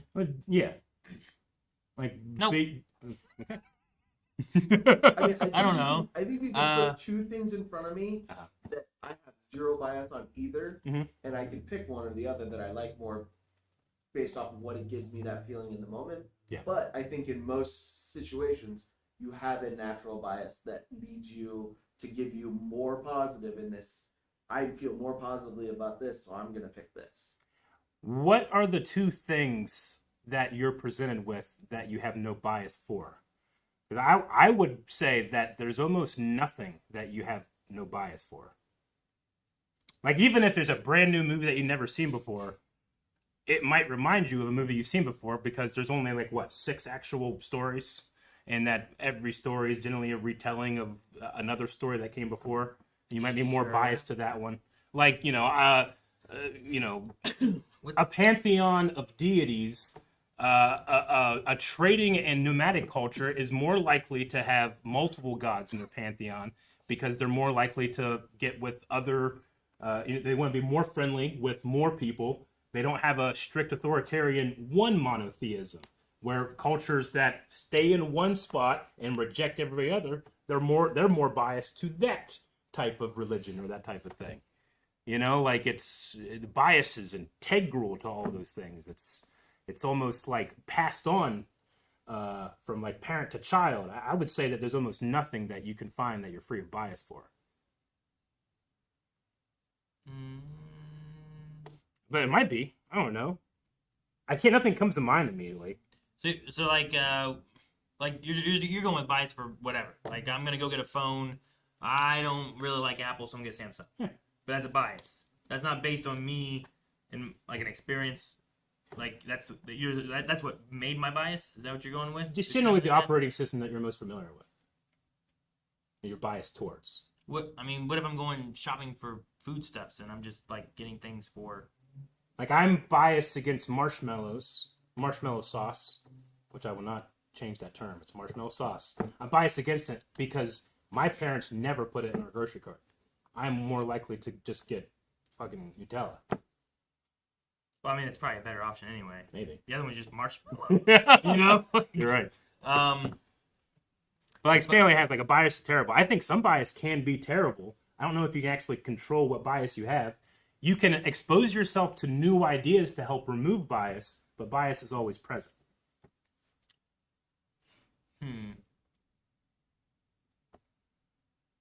So is preference and bias the same thing then? I don't know. I think so. What's my difference of I prefer this chair than the chair you have? Does that just mean that I'm biased to your chair? Because I'll sit in it, but I like sitting in this. My butt and your butt are shaped differently. But So that's going to change what so I'm chair not I prefer. so I'm not biased then on the chairs. I'm biased to the chairs that fit my butt. I think any chair would fit my butt. Yeah, Like except for like a kid's chair or something like that. I guess I won't wear that. But like, so is that bias then of just like you shopping for clothes? Like you're biased to clothes that just don't fit you. That's a bias. I'm biased against clothes that don't fit me. Yeah. Mm-hmm. But that's a bias. It's not just like, well, these clothes won't fit me, so like I'm not gonna wear them. Bias implies a deposition that can lead to an unfair judgment, while preference is a natural inclination or liking without necessarily implying unfairness. Because like I gotta look at clothes that don't fit me and be like, well, those look nice. Yeah, they sure. won't fit me. So Like, your chair's fine, but it's I just prefer this one. I think that both words kind of mean the same thing. They're just more appropriate in one situation over the other. So preference and bias are both the same thing essentially. I would say, like, in terms of how the English language is used, one might be more appropriate to say over the other, though they're slightly interchangeable. I mean, if you put two things in front of me and I have to pick one, I have to have a preference. Mm-hmm. Like that's how choosing. Yeah, things you're gonna work. pick something based on a preference Whether of or not it has a something. bias or not is I feel like different. Like the chair example, I would have, if you put two random chairs in front of me and I sat down and bowl, I don't think I would have a bias towards them because I don't have any experience with chairs that's bad that tells me sure not you to pick one. And I don't know enough about chairs to have a positive bias. I would have a preference based off sitting in it and saying, this is what makes me feel the most comfortable. yeah. Yeah. But I don't think it's a bias though, Yeah, right? that's just having a preference. Yeah. Bias is mainly used, I feel like, whenever it's something that you're against, not you're for. Preference, I feel like, is more like I positively like that thing, and that I'm biased against that thing. But when you like something, isn't it called recency bias? Right? Well, you Sure, guys have a bias for Star Wars. I probably would say I have a bias towards Star Wars, I guess. Like Right. I usually like Star Wars more than not liking Star Wars. Nostalgia is a preferential bias. Like generally, if something makes you feel good because it made you feel good when you're a kid, it's because it is a preferential bias. I might watch a Godzilla movie that's bad, that's new. Yeah. I will still enjoy it more and give it more grace because I have that bias inherently. Like Godzilla 98. Nope. No, that one's too bad. He's biased against that. Even though it's Godzilla. I never had bias against it. I didn't either. When I first watched it as a kid, I loved it. Yeah. Because I didn't. But as I grew up, and when I revisited it, And you don't have any control over if you like that or not? You can't choose to like that movie, can you? I could choose to like parts of it. Yeah. As I've grown up, I realized that I have grown a very negative bias towards it. Yeah. In that I have not given it fair shakes, and I've revisited it and said, I need to take some of my bias out of this. Yeah. And I have chosen to go back to it, and I've realized, oh, some of these scenes, like, there are moments in this movie that are genuinely fucking awesome. Yeah. Because I can choose to remove my bias, to limit my bias, and try and take it at what it is, not what I want it to be, or what I expected it to be, or whatever. I still have my things I don't like about it, and I can argue and articulate them, and how and why they make me feel that way. Yeah. And those generally are stemmed from a bias, somewhat.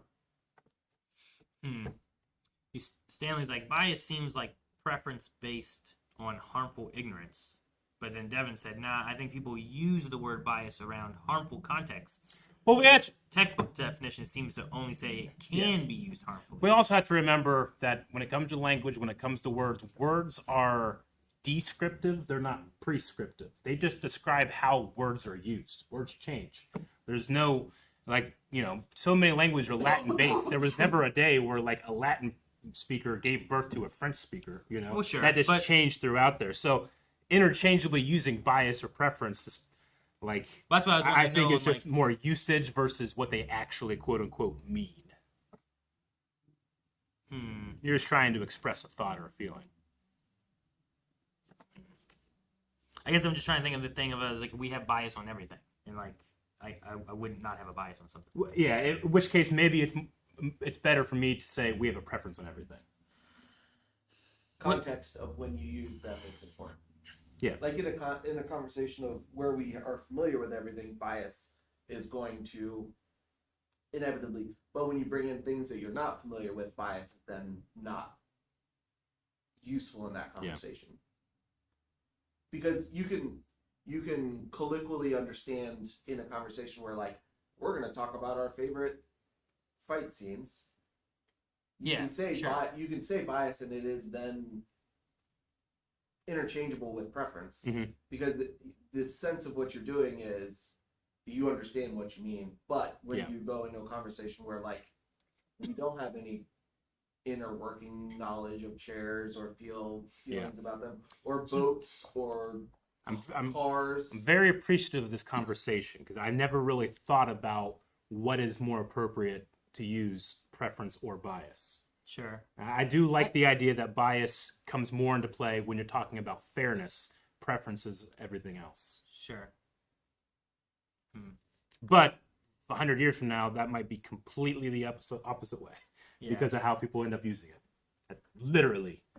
You know, how has literally changed its definition because it doesn't mean literally anymore. You know, that doesn't make any sense. Wait, it doesn't mean literally. It does mean literally. It just people just don't use it literally. It literally doesn't mean literally. What does it mean? What's Merriam-Webster definition now? Like it changed, right? They didn't change the word literally. Didn't they? Right? Hi, Wayne. I want to make sure I got that in there.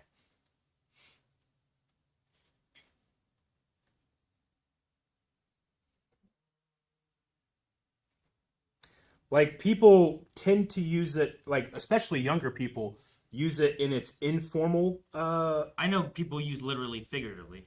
Yeah. Right. They like I'm literally starving. And Yeah, it's like, but well, you're because they are figuratively using the word literally, in like 50 years might not mean a literal thing anymore. It will just be an emphasis on a thing.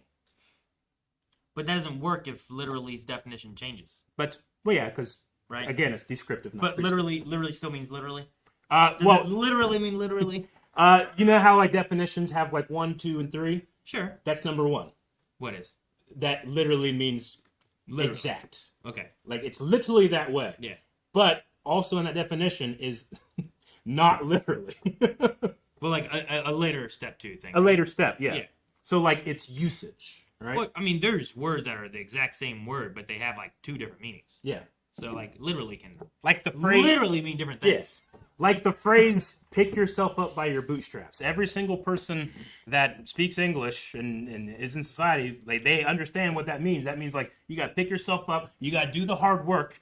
But when that phrase was first used, it's to describe something that is impossible to do because you literally can't pick you yourself can't up pick yourself by your bootstraps. You literally can't. The whole thing changed to the exact opposite because of usage.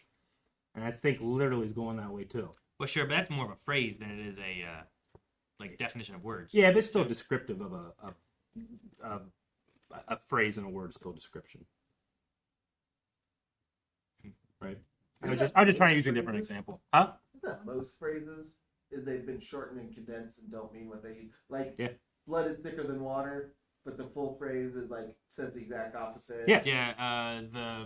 But the water of the something, but the blood of the family. What is the word? Etymology, the study of words and their origins, or whatever. Yeah. Entomology. Etymology. Etymology. One of them, I think, is bugs. One of those is bugs. I can't remember what it was, but it was like the blood of like bonds is stronger than the water of the womb, or something like that. Is like what it really means. The blood of the covenant is thicker than the water of the womb. Yeah, I remember water of the womb was in there. Mm. But it's supposed and that becomes blood is thicker than water. Yeah, blood is thicker than water, which people would use it saying like, but I think that's just because they didn't understand stuff. Like the idea there was that they'd say it as the like family blood, like blood is thicker than water, saying like, well, you should make sure you stick with your family. Yeah. But blood of the covenant meant like bonds that you have, whatever, is thicker than what you would have just because you were born with these people, kind of thing. Mm-hmm. So, what the heck is a covenant? Covenant just is referring to just like, I don't think it's meant like be like it's like witch stuff, you know, like not like that. It's just it's generally an agreement. Yeah, I think like a covenant is something that you enter into and is not meant to be broken. I think. But again, that's descriptive. It sounds like it's prescriptive because I think of the Ark of the Covenant. You know? Ark of the Covenant. Cut off your foreskins. Sorry. Oh, you're playing off of okay. Yeah. People didn't get. What's a covenant? Just cut that word out. Oh yeah, the covenant from the Jewish people to God, right? And then there's the second covenant, which is Christianity. There's another covenant. Yeah, and those covenants are thicker than your family, unless you got a thick family. Damn, Jeepy. And Christ said that I've come to turn you against your mother, your father, your sister, your brother, because this will be so revolutionary that they will resist, and it's more important that you come with me than stick with them. I've brought not peace, but a sword. That's him saying, like, this shit's gonna get real. This is life-changing. This is the new covenant. You know, I made him almost metal. The alien covenant, yeah, right? Covenant is a promise. Yeah, a promise of to not break this agreement we have. I think. Covenants are groups you join in Dark Souls. Yeah.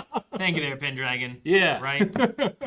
This is literally the wildest discussion. Thank you for indulging with us. I'm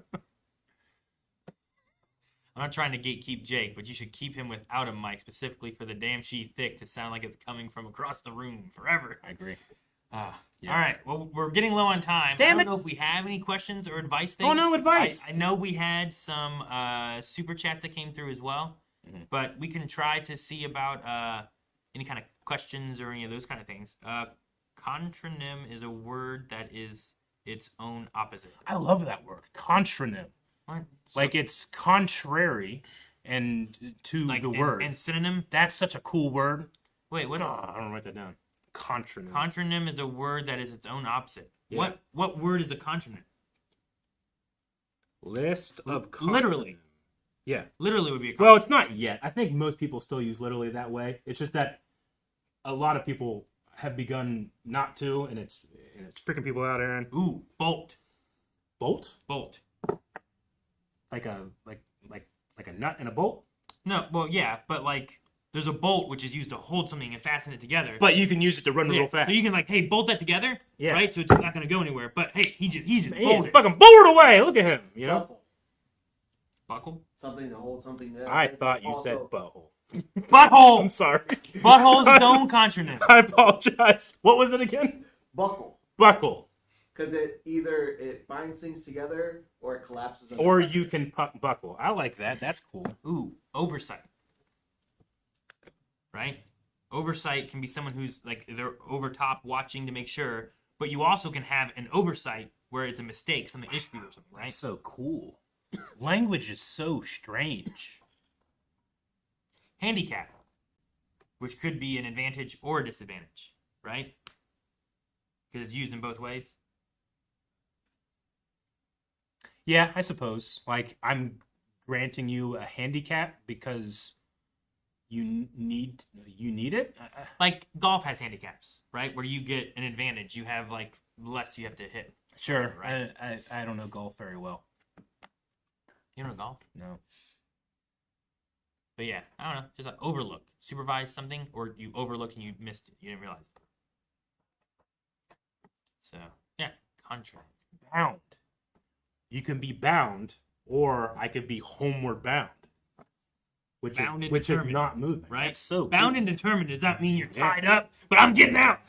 Yeah. Right? So, yeah. Okay. It could mean both. Those are fascinating things. I am bound I love and it. determined. Yeah. You are both bound Mhm. and you're determined to Maybe, yeah, I not be guess. bound. He was bound and determined. It's the reason I like these so much is because I have no preference of one or the other. I have freely used So you don't have a preference for everything. not necessarily, not Okay. with this. That's I why thought- that's why I find it exciting. Okay. And again, thank you for the conversation. I found something they don't have a preference for. Aha, see, we did it. Because I use both each way and have never compared them Yeah. in that regard. You know, I just fucking English. I don't know if I agree with fast. Because you fasten things, but you don't fast things to another thing. Can you not fast those together? I don't think that's the way the word works. I may have just never heard it that way. I haven't heard it that way. You have a preference of one way. If I'm wrong, Damn it, I had no. if I'm wrong and it's used that way and I just have never heard it. The ship was held fast by the anchor chain. Hold fast. I've heard Okay, that before. you're right. Yeah. He was driving too fast. You thought you had a preference. No. Yeah. So yeah, hold fast. Yeah, it's not like It's not an actual attached thing. It's a okay. it's a word used to describe like don't move. Hold fast. That doesn't mean they just start moving real quick. You know. Okay. No, I changed my mind. There we Those go. are like those are like word paradoxes. That's so fun to. He's think been about. convinced. Yeah. That's so cool. All right, let's see what kind of questions and stuff we have. Fasten your seatbelts. Yeah. Nope. Which one is it? Questions. Nope. um. I had too many things. There we go. All right, let's see where we're at with some things. We need to make sure we get some super chats taken care of, and see what questions we have. Otherwise, Cat F super chat. I assume you guys are done with episode 37 of One Piece. I hope it lived up to your expectations, Eric. Can't wait to see it. Did we watch episode 37? We've watched up to episode 36. Well, damn. All right, well, something happened in 37. I'm waiting now. Good stuff happened in episode 36 and 35 and 36. Aaron? No. Next week's gonna be fun. Oh, it did. Next week's gonna be. I have no words. It was Grovey. Free Metroid Hat also said, when I was little, I had pancakes with just powdered sugar and ate them like tacos. Other than that, it's French toast. Gotcha. God, French toast, man. I do like the diverse. I like the. Sometimes I want to have a waffle.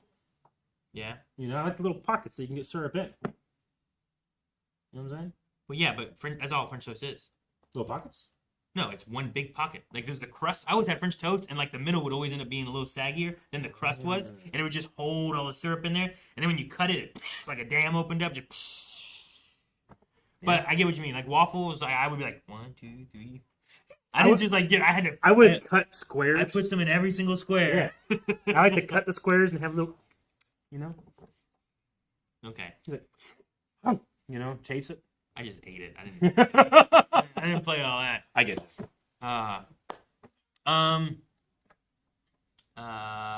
Ninjaman said, do you guys have any thoughts about the UFO UAP phenomenon, especially with many high-ranking former military personnel and fighter jet pilots coming out with stories and reports? Oh man, I will say that it is the craziest thing. Yeah. Because we talked about like Bigfoot, ghosts, all that. Like everyone has a camera in their pocket, and we don't have more sightings of this stuff. But this is something that's, I think, kind of interesting. I think it's a mathematical impossibility that there's not life in the universe. I don't know if life has been here, but I think it might be more likely that the UFO phenomenon could be evidence of like interdimensional travel or like time travel than it is covering the giant expanse that is the universe. So it's more likely time travel than it is like another species found us? Or because it's so big and vast? Or it might not be like biological things. It might be like drones or robots or something like that. It's just like life as I know it, and I don't know how other life can be. Maybe it's just different somewhere else. It's just it takes so long to travel from one place to another, and there is a speed limit. It's the speed of light.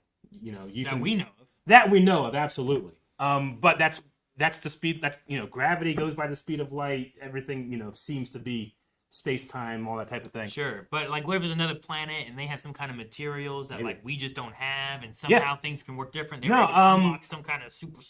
Bob Lazar is the guy that talked about the Area 51 and how they had a gravity drive. They had like a certain new element that is powered by gravity itself, which gravity is a huge mystery for us. We know it's linked to mass, but other than that, we don't really know. So I think that stuff's super interesting. But without concrete evidence, I just will withhold my belief in it. Other than the mathematical evidence that there's most likely life on another planet. So I think aliens exist. I just don't know if they're here. I would say. But we have a whole podcast about that, man. It'd be fun. Talk about aliens? Yeah. And alien conspiracies. Dude, yeah. Even though I don't believe in them, fascinated with the people that do I it. used to watch alien stuff like on like ABC or Fox Family. I don't know what it was. Whatever it was, I used to watch them all the time. I remember I was in first grade, and Lee and Mark were two of my friends that started an alien lovers club. And the only way you could enter is if you actually believe in aliens. I'm like, do you actually believe? And I was like, yeah, but I didn't. I lied to him. I feel bad. What a bitch. I know. Can't believe it. I had to get back to him at some point. You were like going in to spy on him. I know.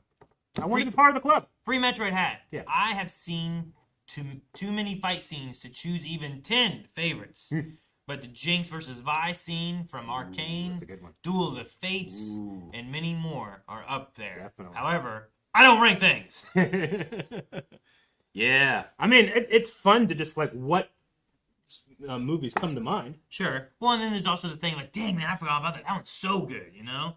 Like, we've done that with Star Wars when we were talking about on Badonkagong, favorite Star Wars things. And then, like, one of us mentioned, like, oh, damn, that's a good one. I didn't even think about that. Like, I love when that happens. It's like, I don't remember everything. I forget it all the time. Or I'm not looking at it in a different way. Sometimes that's the thing, too. It's like, dude, I love this fight. I don't think technically it's as good, but I think, like, emotionally it's one of my favorites. Gotcha. You know? And that's a different way to kind of put on your ranking. Have you ever seen Troy, by the way? No. I've seen the opening. Like, Yeah. I've seen that. Oh, yeah, it's okay. But And I think the Hector Achilles I'm fight. pretty sure there's a plane in that scene. Eric Bana, Eric Bana versus Brad Pitt is what it is, and it's because it starts with shields and spears, and then it devolves to a sword fight. It's fucking beautiful. Well, and that's great too because you're getting more than just one weapon fight in there too. Well, it's that, but like for me, one of the reasons I like it is because like they start out with like the archetype of history, which is sword and shield, and they end in the movie, which is just a sword with no helmet, which never would happen in history because that's dumb. Why would you ever do that? Why would you ever take your helmet off other than to be an actor and see your face in the shot? You know, Maybe it got broken. it could be.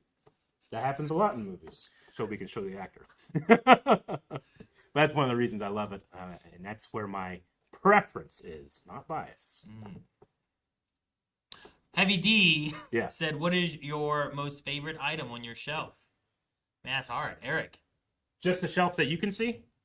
I'm your favorite item? no, I mean, you got a favorite, Eric. Uh, Now, yeah, what they can see is much smaller. Yeah, there's way more shelves behind the camera than there are in front of it. Favorite item? I'll just grab an item. Grab an item. And I'm interested why he picks it. I guess what it's going to be. Thinking about Aaron. He threw Bebo. You know why? It's because his preference is to not enjoy something I really enjoy, and I really enjoy Bebo. Man, I don't know. It's hard. Look at you over there, silently ranking things that never needed to be ranked against. Man, I don't know. I'll pick.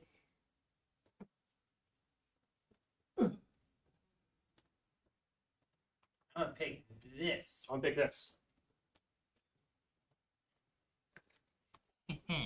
I just picked a random thing. Yeah. Not a random thing, but Okay. something's cool. What does this tell us about each other? Thing is, I was beelining to this Nuh-uh. because my Nuh-uh. wife made this. Hey, I was gonna tell the story. You tell the story about yours. You're just trying to take the credit. I didn't know if you remember. I also didn't know if you remember because No. you're like Arrow. I was like, I'll grab this one because like this is one of the first shows we ever did. Yep. And also Jancy made this. Yep. And I think it's cool. Like this is cool. Yeah. That's mine. That's Jake's. That's mine. Mm-hmm. Damn it. I put mine out. I had a whole story. All right. So this one, because Arrow, and he's Oliver, and it was made by someone and then sent here. So thank you, Jancy. This, I was just going to say, like, this is, someone, they just printed this in a mold, so it doesn't feel quite as special as, like, something like this. But they're both really cool, too. I just like the effort that an individual put into it. And I got so much joy from this picture in the Lucifer TV show. And I was like a troll, too. And I remember somebody, yep, it was a troll. It's because Tom, I have a preference to Tom Welling because I grew up watching Smallville for 10 years of my life. And a fan, because I remember when we saw this, I said, please send that to me. And somebody did. Someone did. Yep. And all of those things, I don't really have control over. Yeah. There's a lot of other things too, Mhm. and I don't know if I could find all the things Yeah. that I think are cool. There's a lot of cool stuff in this place. I mean, most things on the shelf are great. Yep. Like that's why I was just staring at it for so long. But I was like, I can tell a story about this one. Okay. Yep. Jake, why is this your favorite? Because I want a really good figure of a Megazord at home. Because one of the fandoms that Dababa and I recognize that we both loved as kids the most is Power Rangers. So I want a cool Power Rangers figure for the house. Because we have like a room where our nerdy stuff lives. Nerdy stuff. And I want one that's for both of us. Because so far it's mostly just Godzilla stuff. Also, it can transform somehow. I don't know. It's hard to do that. But like it can look like now he has a foot for a hand. That's pretty cool. When I see that thing, all I can hear in my head is.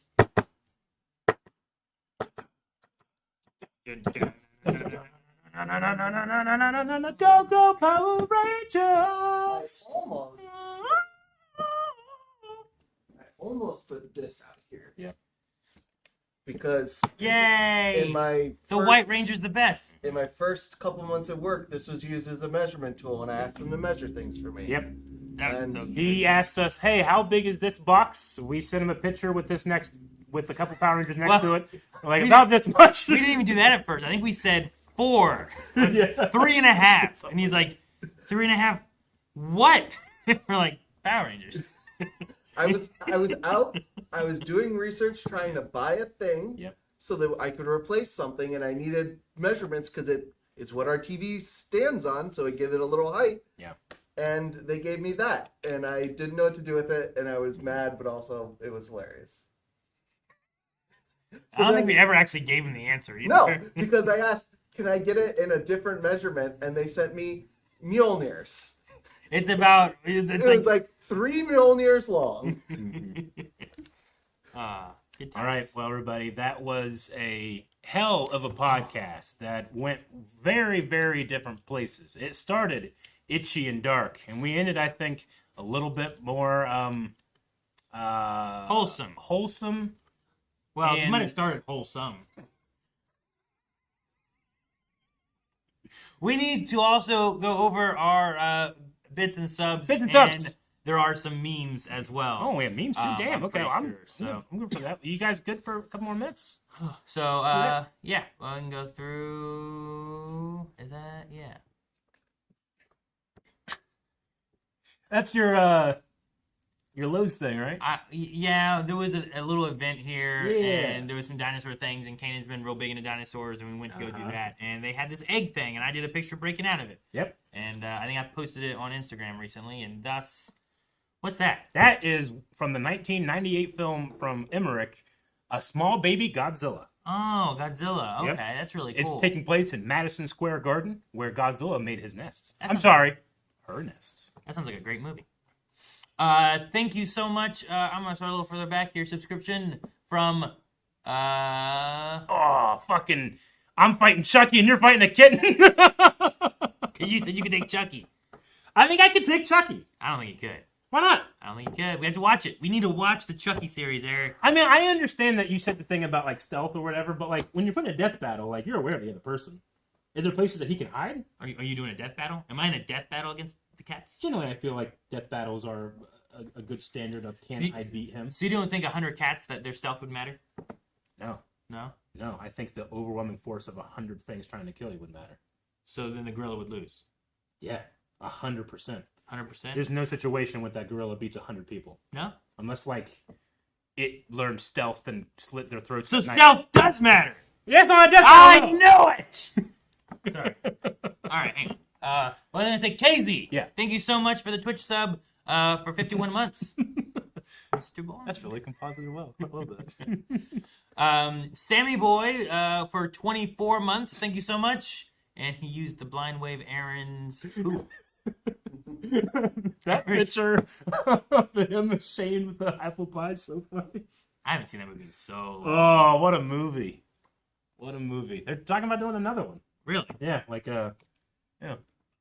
I dated Jawa. Mhm. I know what I'm doing. Mm-hmm. Let's Jawa equals- Yes, she did. Uh, Never lose your nerd with 9 months. My baby is coming today, and I'm hoping for a happy and healthy Blind Wave follower. Aww. Love you guys as always. And Aaron, my son, still asks when y'all can play Fortnite again. LOL. Gotta play some Fortnite, man. You don't want to disappoint our son. Yeah, I will try to.